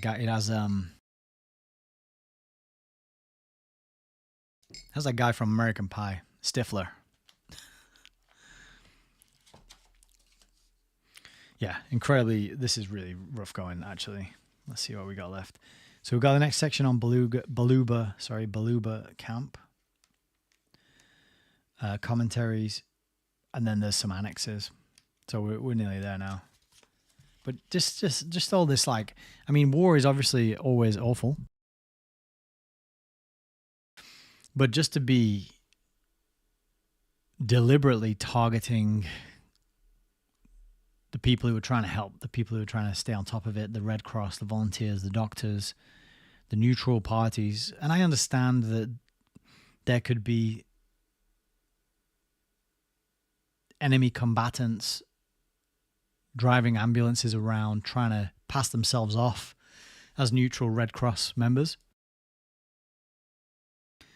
But if their testimony is to be believed and is accurate, then none of the Katangan soldiers were doing that. But, we weren't there, and they say all's fair in love and war, so we don't know whether those kinds of tactics were being used. But the thing is, if you live in Katanga and you did use those tactics, then you're going to make the hospitals and the ambulances into targets. And so it would be a dumb move, I think, militarily and strategically to try that, wouldn't it? It would be ridiculous. Because you're just going to make the enemies even more suspicious of your ambulances. So it would be a bit silly. So let's crack on and finish this. We haven't got much left.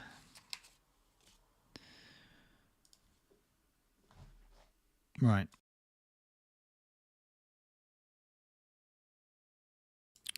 So this is the Baluba camp.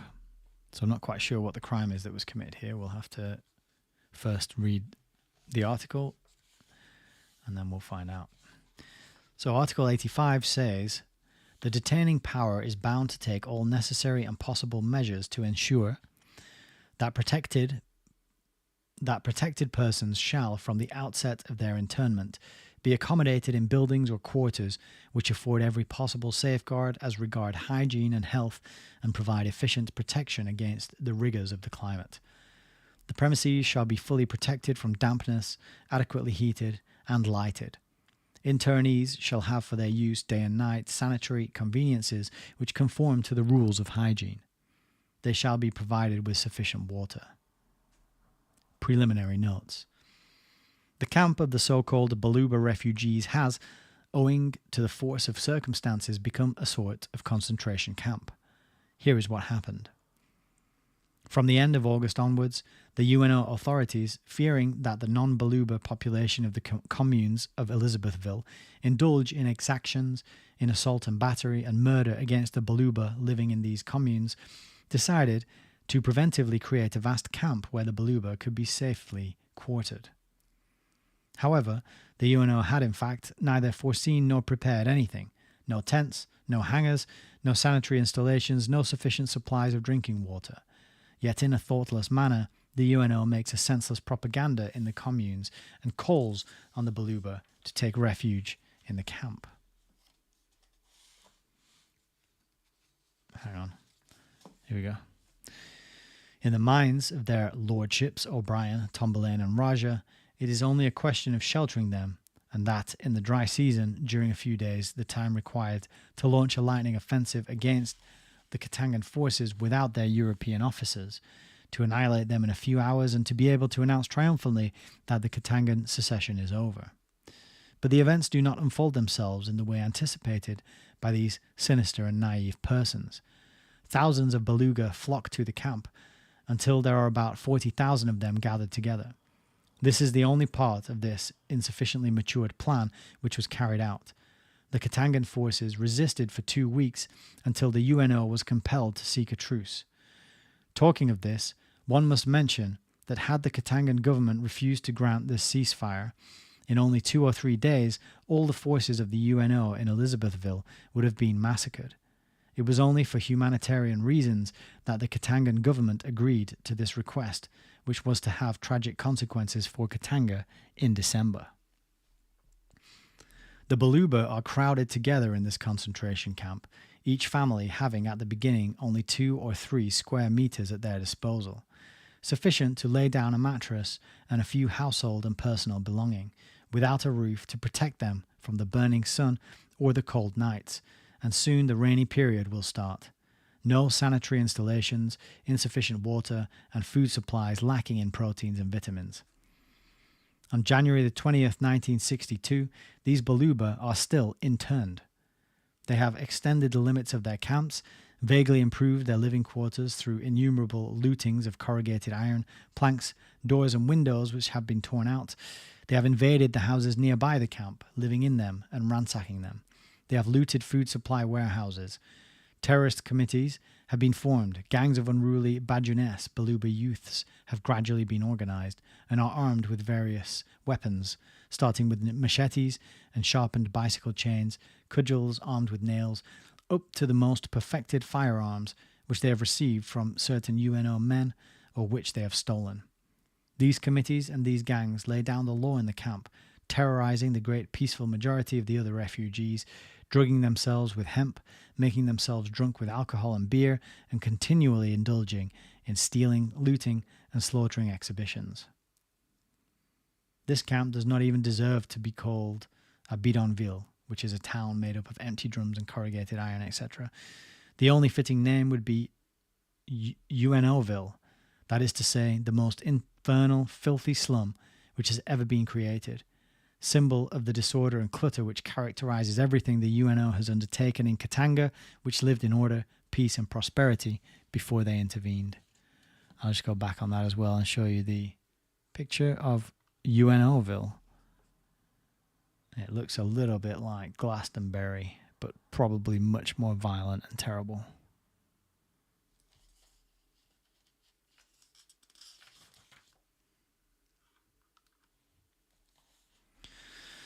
On many occasions, the UNO mercenaries were compelled to step in and fire on their crowd of protégés in order to momentarily restore order. The conditions of hygiene are appalling. There are many dead every day, and there is a great danger of epidemics, not only for these unfortunate concentration camp prisoners, but also for the whole of Elizabethville. Sitting of September the 9th, 1961, of the Supreme Health Council of Katanga. The council, which is presided by the Secretary of State for Public Health, is made up of a dozen members, of whom 2/3 are doctors representing all the various tendencies. The sitting of September the 9th, during the latter part of which the medical Colonel Oyen, head of the medical department of the ONUCAT, was present, expressed the following opinion. The Supreme Health Council is unanimous in expressing the formal opinion that the only rational and possible sanitary solution is the immediate evacuation of the camp, failing which one will risk exposing oneself to disasters not only among the 30,000 refugees of the camp, but also among the 150,000 inhabitants of Elizabethville. They request the urgent intervention of Dr. Oyen so that the necessary steps be taken as soon as possible. In case it were not possible to rapidly evacuate the camp, it should be transferred to at least 10 kilometers from the boundaries of the town. Sitting of November the 29th, 1961 of the Supreme Health Council of Katanga. The council has noticed that its opinion has not been taken into consideration. Alarming information has come from various sources. On the one hand, that more than 1,000 dead have been buried in this camp during the months of September, October, and November. On the other hand, that an average of 20 Baluba die each day in this camp, some being murdered by the Bourgeonnais, others by the repressive firing of the UNO, and the great majority through congenital illness or weakness, mainly newborn children, infants, small children, and miscarried fetuses. The Council admits that this information, which corresponds, is highly probable, in view of the indescribable living conditions of the 30 to 40,000 Baluba who are forced to live under the tropical sun, the rain, in the coolness of the nights, with only a limited quantity of drinking water, without sanitary installations, without any drainage system, with no means of collecting the refuse. It is estimated that at present about 1,500 tons of fecal matter have accumulated, about 3,000 tons of urine which has soaked into the ground, causing a stench which one can well imagine. The Council has calculated that at the rate of 11 deaths per day out of a population of 40,000 refugees, the annual death rate amounts to 100 to 110 per thousand, or that at a rate of 20 deaths per day out of a population of 30,000 refugees, the annual death rate amounts to 240 to 250 per thousand. The actual death rate being most probably halfway between these estimates, that is an annual death rate of 170 to 180 per thousand. However, the normal annual death rate in Elizabethville, as it appears from the annual reports of the previous years, reaches only 8 or 9 per thousand.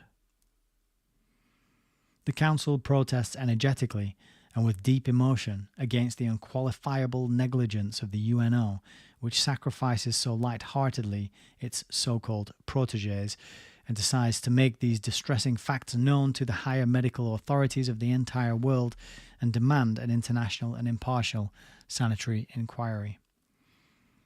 This protest was drawn up and ready to be sent when the Second War of Elizabethville started on December the 5th. The situation on January the 20th, 1962. On many occasions, the hospitals of Elizabethville have been able to see some infants and small children from the camp.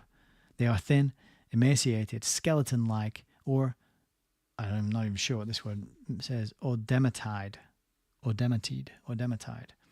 suffering from kwashiorkor or complex lack of vitamins.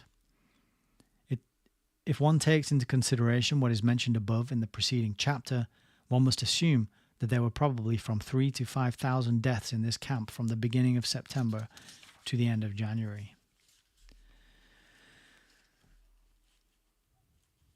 The miscarried fetuses, the stillborn, and the newborn children who died precociously are included in these deaths. As a matter of fact, one has calculated that the 8,000 interned women normally represent from 300 to 400 births per month. Commentaries. This Dantesque internment very much resembles genocide. If the UNO had wanted to exterminate the Maluba population of Elizabethville otherwise than through machine gunning, it could not have used a better way. It is, in fact, a fairly radical way, starving, submitting to the actions of the cold and the rain, exposing to the danger of epidemics, of dysentery, of typhoid, of smallpox. It is a miracle that up till now such epidemics have been avoided. The reason for this is certainly due to the former medical services, frequent vaccinations, use of DDT, the purifying of water, etc. And, one must admit, also the almost desperate work against the clock of the doctors and hygiene specialists of the UNO in Elizabethville, who are literally worn out and are doing their utmost to prevent even greater catastrophes. The civilian doctors of Elizabethville willingly render homage to them. But, alas, no one listens to the doctors of the UNO. The only solution to this irritating problem still remains the gradual return, as soon as possible, of the persons interned, either to their communes or to their native tribal districts. One must admit, if at the beginning of September the Baluba had remained in their communes during a few days, there would have been vexations, brutalities, broken skulls, and lynchings. But this would have been limited to 3 or 4 dozen dead, maybe even 100 odd, but certainly not more, because the Katangan government would have taken drastic steps and would have restored order within a few days. The ill-fated part played by the UNO will have been to arouse the ethnical tribes against each other. Instead of 30, 40, or possibly 100 dead, the inorganization of the United Nations will have caused the death of from 3,000 to 5,000 Baluba, which is about 50 or 100 times more. This is where the lack of comprehension of African affairs, the total absence of common sense, and above all, the non-existence of a sense of responsibility lead to. Responsible for what? Since the UNO benefits from the most immoral of all immunities. That's actually the end there. With a picture. It says, after the UNO have passed, peace on earth and goodwill towards men.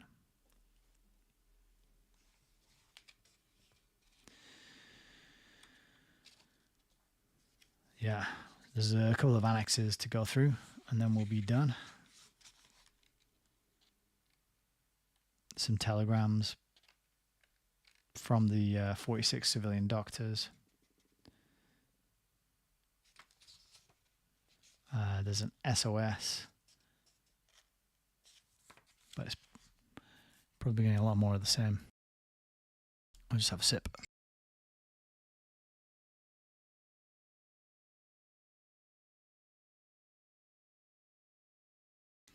Yeah, absolutely heartbreaking and harrowing stuff. It really is. To just imagine what it was like to be there in that beluga camp. the total mismanagement. And you wonder, was it mismanagement? Was it an error? Was it calculated and done on purpose to maximize the suffering? Hard to say. And I don't know. We'd probably have to read some of the other books that Griffin refers to in his book to get a better idea of that. But that was really, yeah, it's just, I don't know.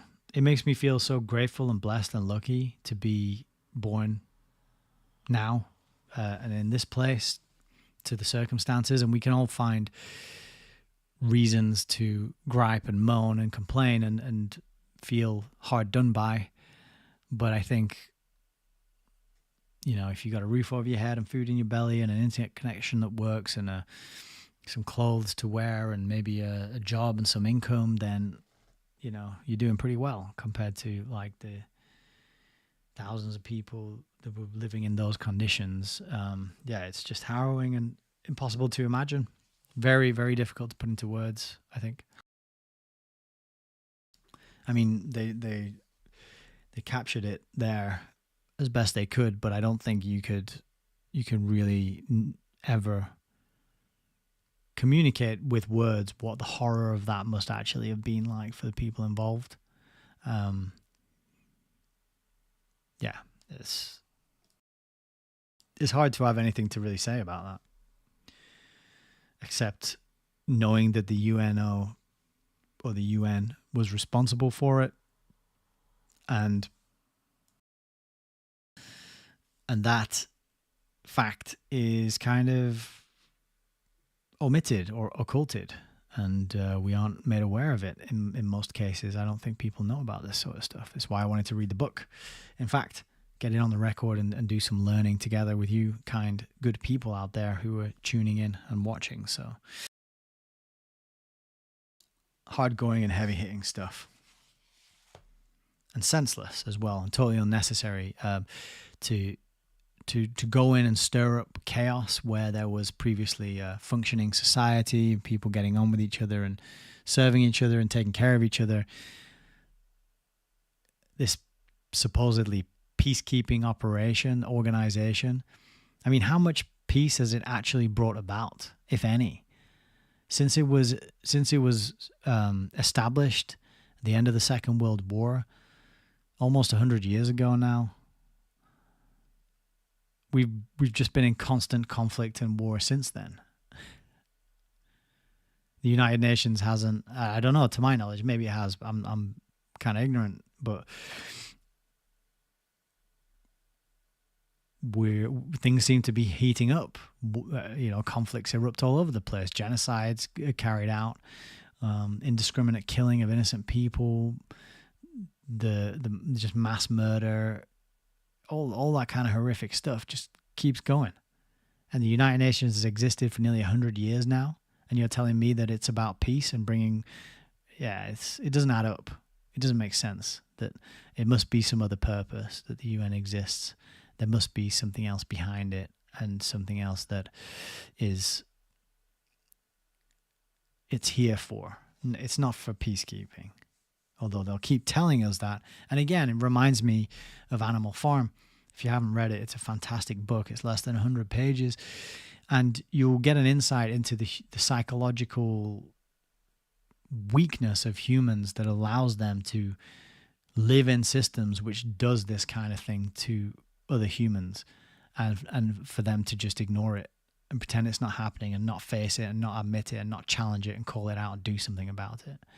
To read Animal Farm, or I posted a audio reading of it, which is 3 hours long, and it's a really good audio reading. I forget the name of the channel now. Voices. But that'll show you how this happens, how this kind of horrific injustice occurs. And I don't know if the UN has done anything to prevent any of this kind of thing. Like Frank's saying in the chat, it's exactly what's happening today. Just look at the Middle East. Just happening in slightly different ways. Yeah. All right.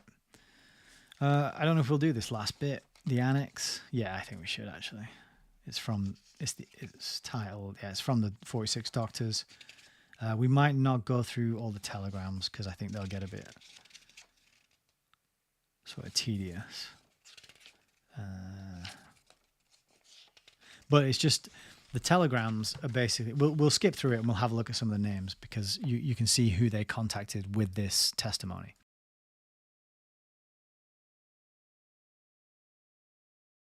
All right.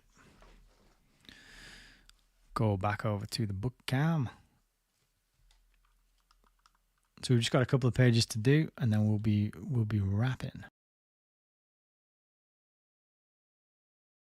Not literally wrapping, of course. We'll just be wrapping up this broadcast. But so this is the annexes, and the first one is the SOS of the 46 doctors, the preliminary note.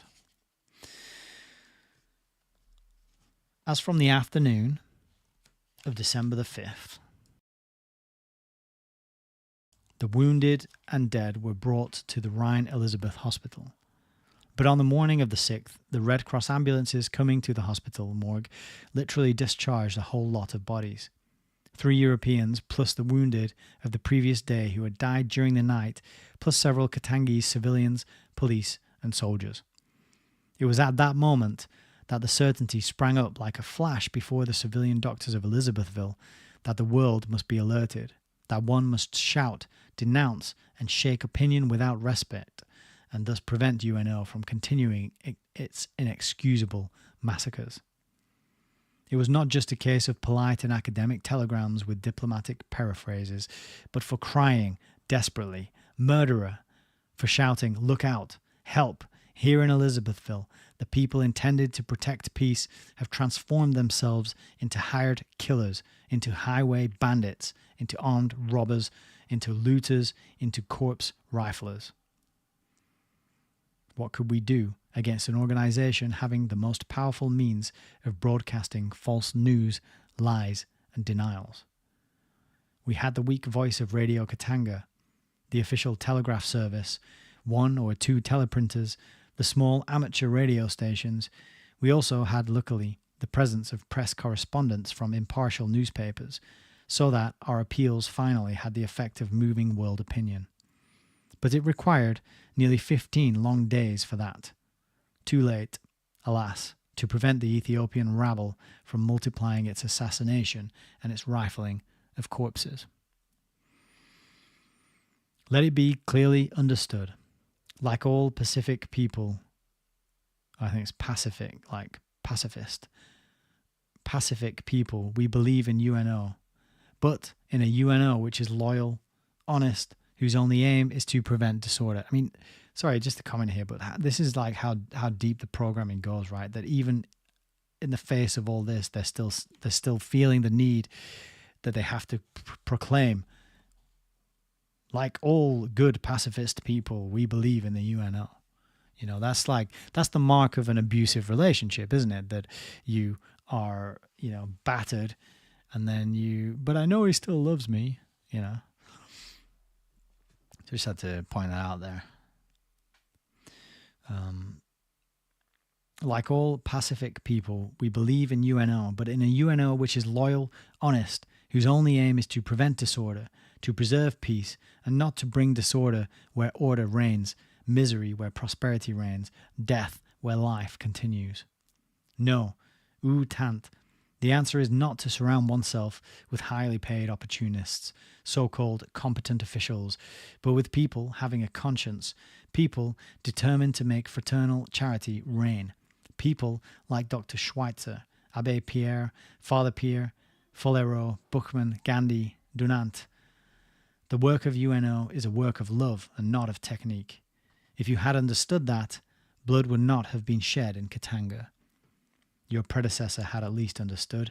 He paid with his life in trying to repair his error. Yeah, wow. 2. Communique to the gentlemen of press.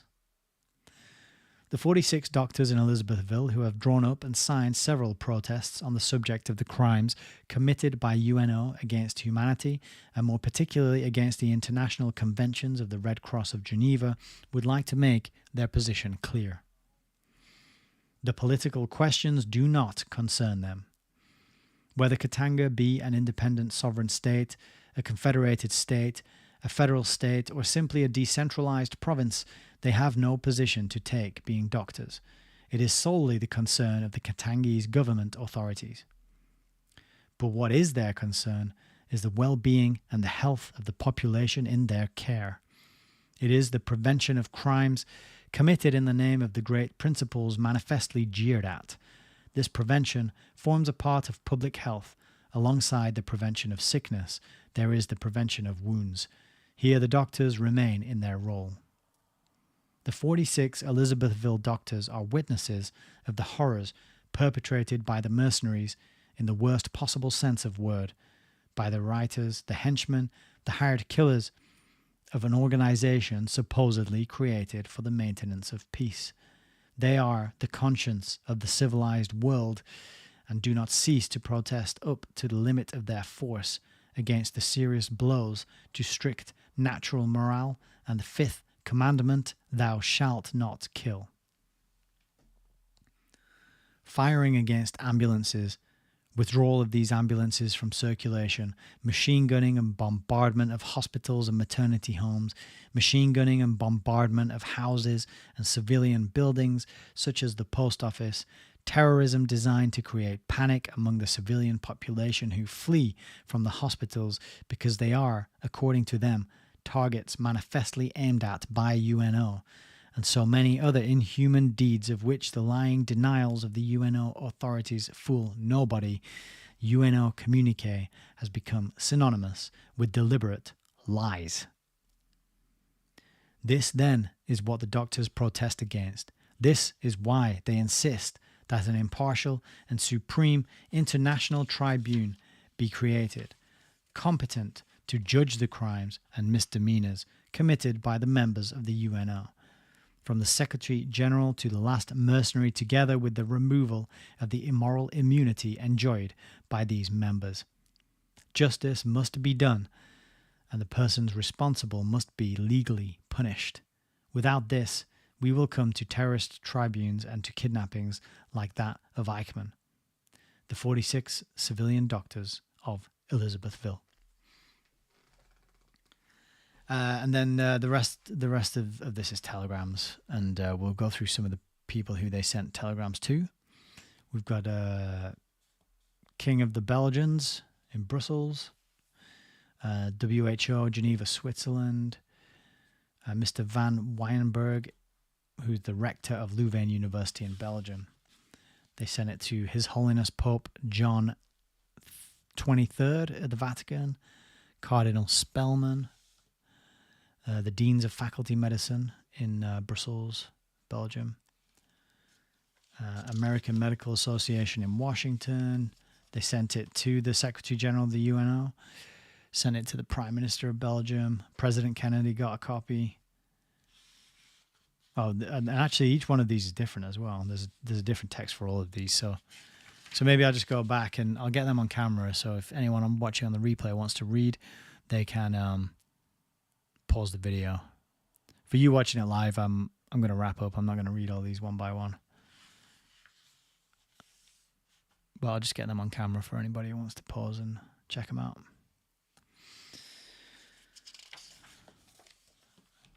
So they did everything they could to get the word out, to tell those in positions of power about these horrific atrocities, to appeal for justice.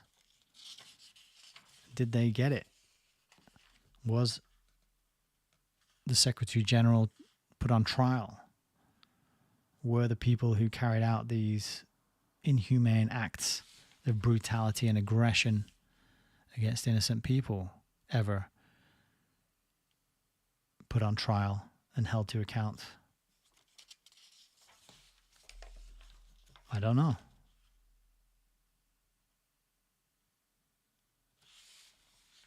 Not that I'm aware of, but as I said, there's plenty that I haven't read. I've just read this one book on the topic, and I don't know what happened next, if anything, off the back of this 46 civilian doctors' testimony. But you've got to admit and agree that it's powerful and sobering.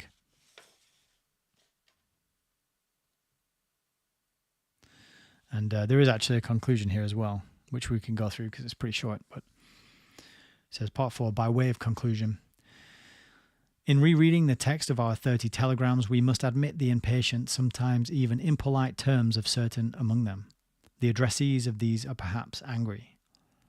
But we are sure of the approval of honest people, lovers of justice, who are, after all, in the majority throughout the world. The first worry of someone about to have his throat cut is not to find a beautiful academic or diplomatic formula to express his anguish, but to shout murder, help. And after all, if one must call a spade, it is our most strict right to call a murderer, whatever his rank and whatever his function, however high it may be. Nuremberg is the precedent to which we refer in insisting on what is our delenda Carthago, the creation of an international tribune, competent to judge penally the officials and other agents of UNO guilty of crimes, robbery, looting, rape, extortion, and other misdeeds, including the order to commit them. UNO possesses its legislative and its executive. It is urgently necessary to complete it with an independent judiciary. Without this, perishes Carthage if it insists upon remaining above the law.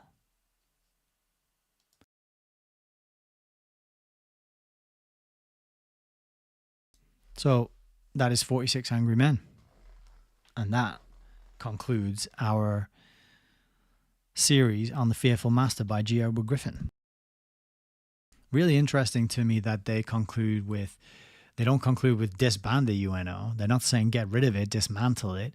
They're not saying it is an outrage to national sovereignty and the citizens of all countries and all cultures everywhere for this organization to exist. No. They say, no, we should keep the UNO.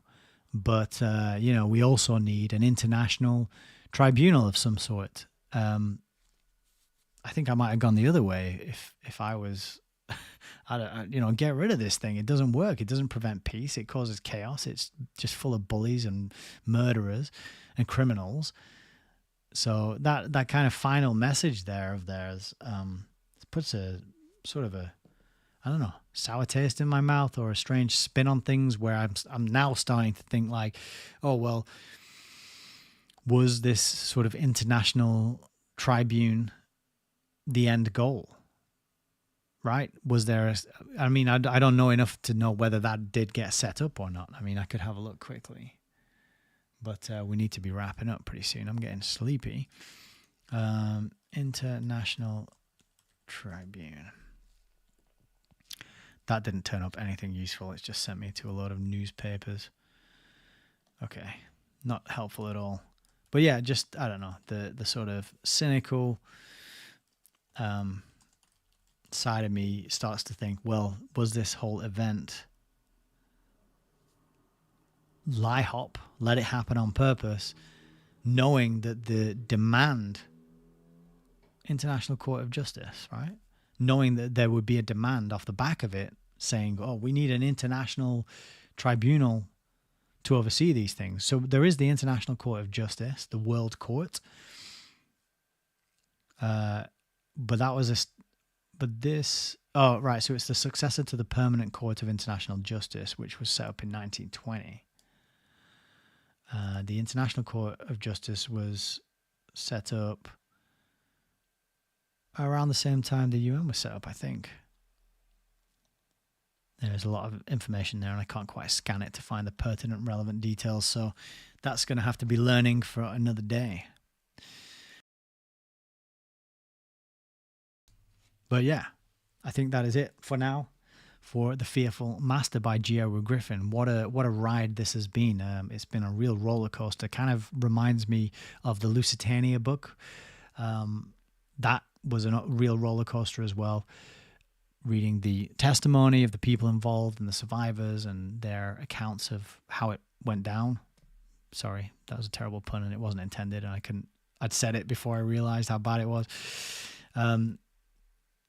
Very sobering. A critical and crucial insight into the true nature of these supranational organizations which tell us They exist for the greater good and for world peace and for the benefit of all human beings everywhere. But we know that that is not what they're really about. And we have at least Katanga to point to as an example of, if not the true purpose, then at least what can be done in the name of uniting the world's nations together under one banner, one symbol, right? So it's all about homogenization. It's all about bringing everything into a uniform routine where the systems are the same, the people are the same, they think the same, they act the same, and everyone's sat at home and glued to their box, getting the approved, authorized information from the approved, authorized sources, the same curriculums in schools. You know, it's been a long-term plan. It is the totalitarian tiptoe, or it is the maybe we should say the turtalitarian tiptoe, as in the turtle, the Fabian tortoise, you know, tiptoeing along, planning over many tens, if not hundreds of years, right? Managing the dialectic between the communists and the West, managing that whole push-pull to bring people away from their God-given rights to own property and start businesses and live freely, and into a top-down government scientific control of everything, where you have to ask permission and get permits and pay your taxes and pay your dues, and you are at the mercy of useless elites who are sitting at the levers and pressing the buttons and just squeezing everything out of you that they can possibly get. And if you don't like it, then they'll stick you in a camp like they did to the Belugas back in the 1961 over in Katanga.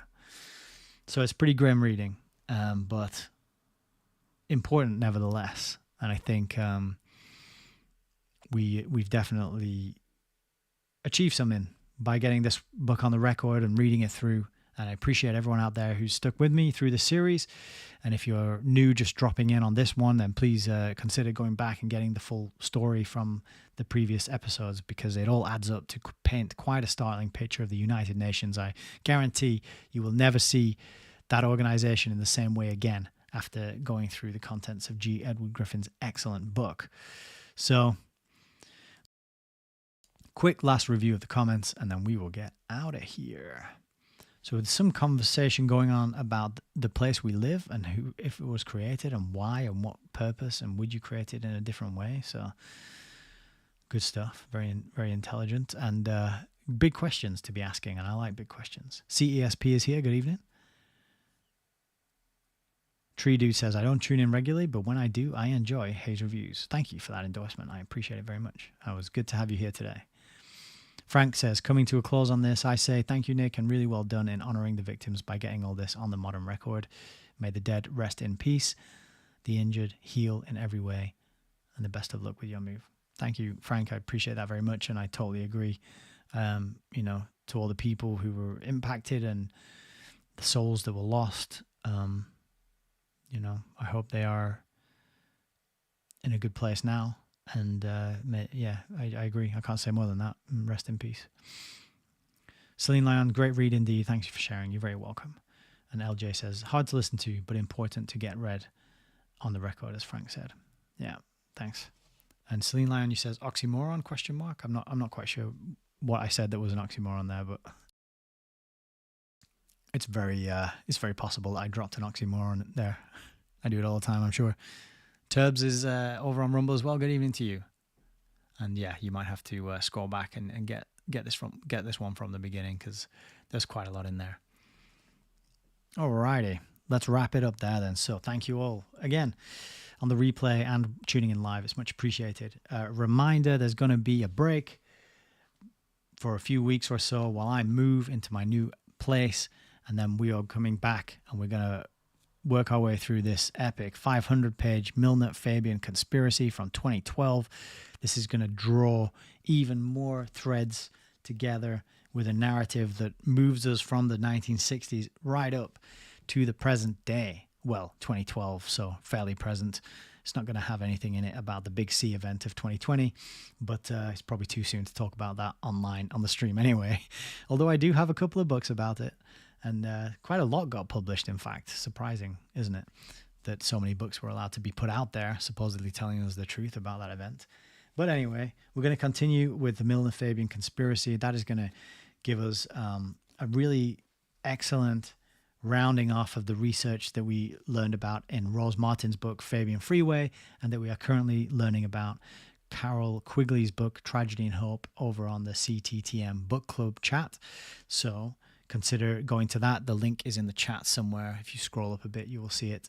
As for me, I'm signing out for a little while. So yeah, a few weeks, and probably early October we'll be back with more live streams. I'm gonna prepare and queue up a bunch of clips to get uploaded, so shorts and maybe a few longer ones as well, so that there's stuff going up onto the channels in the meantime, and you could share those around if you think they're good and worth sharing, because we got to try and hook in some of those people who are skeptical of long form content and try and encourage them that actually the long form stuff is the most rewarding. When you get to the end of a book, you can't, it's like when you can't unsee something that you've seen, you can't unread something that you've read, right? That whole journey and experience becomes part of you, and you take it with you, you take it forward, and you are never quite the same person again once you've got to the end of a book. So I would ask you, if you are willing and able and you see a little clip of mine that you think is worth sharing out, consider punting that out to somebody you know, and maybe we can hook a few more people in and get them interested. And as always, any other intention to support, you can do so by going to allmylinks.com/Hayes Reviews. There is ways to donate. There's ways to follow, sign up, subscribe, keep in touch. And last but not least, please consider joining the email mailing list and sending me an email at autonomoususername@gmail.com. That way we can stay in touch, and I will send you a little free gift, a bundle of my music. It's got a few surprises in there as well, things that aren't here on my live streams. So there's more stuff that you haven't heard in there as well, just to wet your whistle. But I think that's all I got to say tonight. So let me get my next screen ready. Plane Drifters here saying many thanks. I hope it goes well with the move. Me too. I will tell you all about it in October. So yeah, I think that is it from me for now. So take it easy. Take care of yourselves and each other. Do not get down by the machinations of the useless eliters, right? We are shining light on their plans. We are bringing awareness to their plans. And even if there's not much we can do about it, because it's kind of like trying to change the direction of a glacier, we can at least pass on awareness, knowledge, and make better choices in our own lives, and we can help those around us who seem like they might be interested in understanding actually how the world works. And I think the more voices, the more conversations we can have about these topics, the more voices that, it's like many hands making light work. Many voices make something. I don't know. I haven't quite worked it out yet. But adding our voices and uniting them, putting them together, and discussing these things, getting conversations going. Like, hey, next time the United Nations pops up, hey, did you ever hear about what happened in Katanga? I'm like, Katanga, where's that? Oh, well, I just there's this book, The Fearful Master, talks about this this province called Katanga, and all this crazy shit went down. And yeah, you can find ways to drop these little nuggets and seeds and what's the other one? Breadcrumbs into people's awareness, right? And you might not see the outcome or the fruit of that, but they might hear about it somewhere else further down the line, and they'll be like, oh yeah, I did hear about that. And then they hear about it again, and then that piques their curiosity, and they go on a journey of learning like we all have done. Because how we've all got our own different stories about how we got into this sort of area of learning, and I'm sure they're all unique, and it's very hard for me, at least, to pinpoint exactly who, what, how, why. If I have to go back, I have to go right back, because it was a slow building up, and being exposed to Bill Hicks at one point was a quite a crucial part, but then also living abroad. And so we're all on our own journeys, and we all play a part in each other's journeys, even if we can't see it. Even if we'd like to grab someone and shake them and go, wake up and see what I'm seeing. that doesn't work in most cases. So yeah, dropping those seeds, planting those breadcrumbs for people to follow, and just mentioning things like Operation Rum Punch, for example. It's good to have this not trivia, right? It's the opposite of trivia. What we're trying to do here, we're trying to build out some actual knowledge that connects and is referenced. It's referenced here, it's referenced in here, it's referenced in the congressional record as we looked at tonight, it's referenced in the 46 Angry Men document. We're trying to piece together non-trivial knowledge, some knowledge that's actual and factual, that relates and describes reality, that captures things that actually happened in the past that many people don't know about, and then we share it with others, and that is wisdom, and that is how we make things better for ourselves and each other, which is what it's all about when you boil it down. So with that tiny little optimistic note of why we're here and why doing this is important and meaningful, I am going to actually end the stream here. I've been saying it for 10 minutes. I'm actually going to do it now. So enjoy the rest of September. Hopefully we'll get a bit of warmth before winter fully sets in, although that's looking a bit doubtful, but we'll see. You never know. Take care of yourselves and each other. And until I'll see you on the next one, all that is left to say is God bless.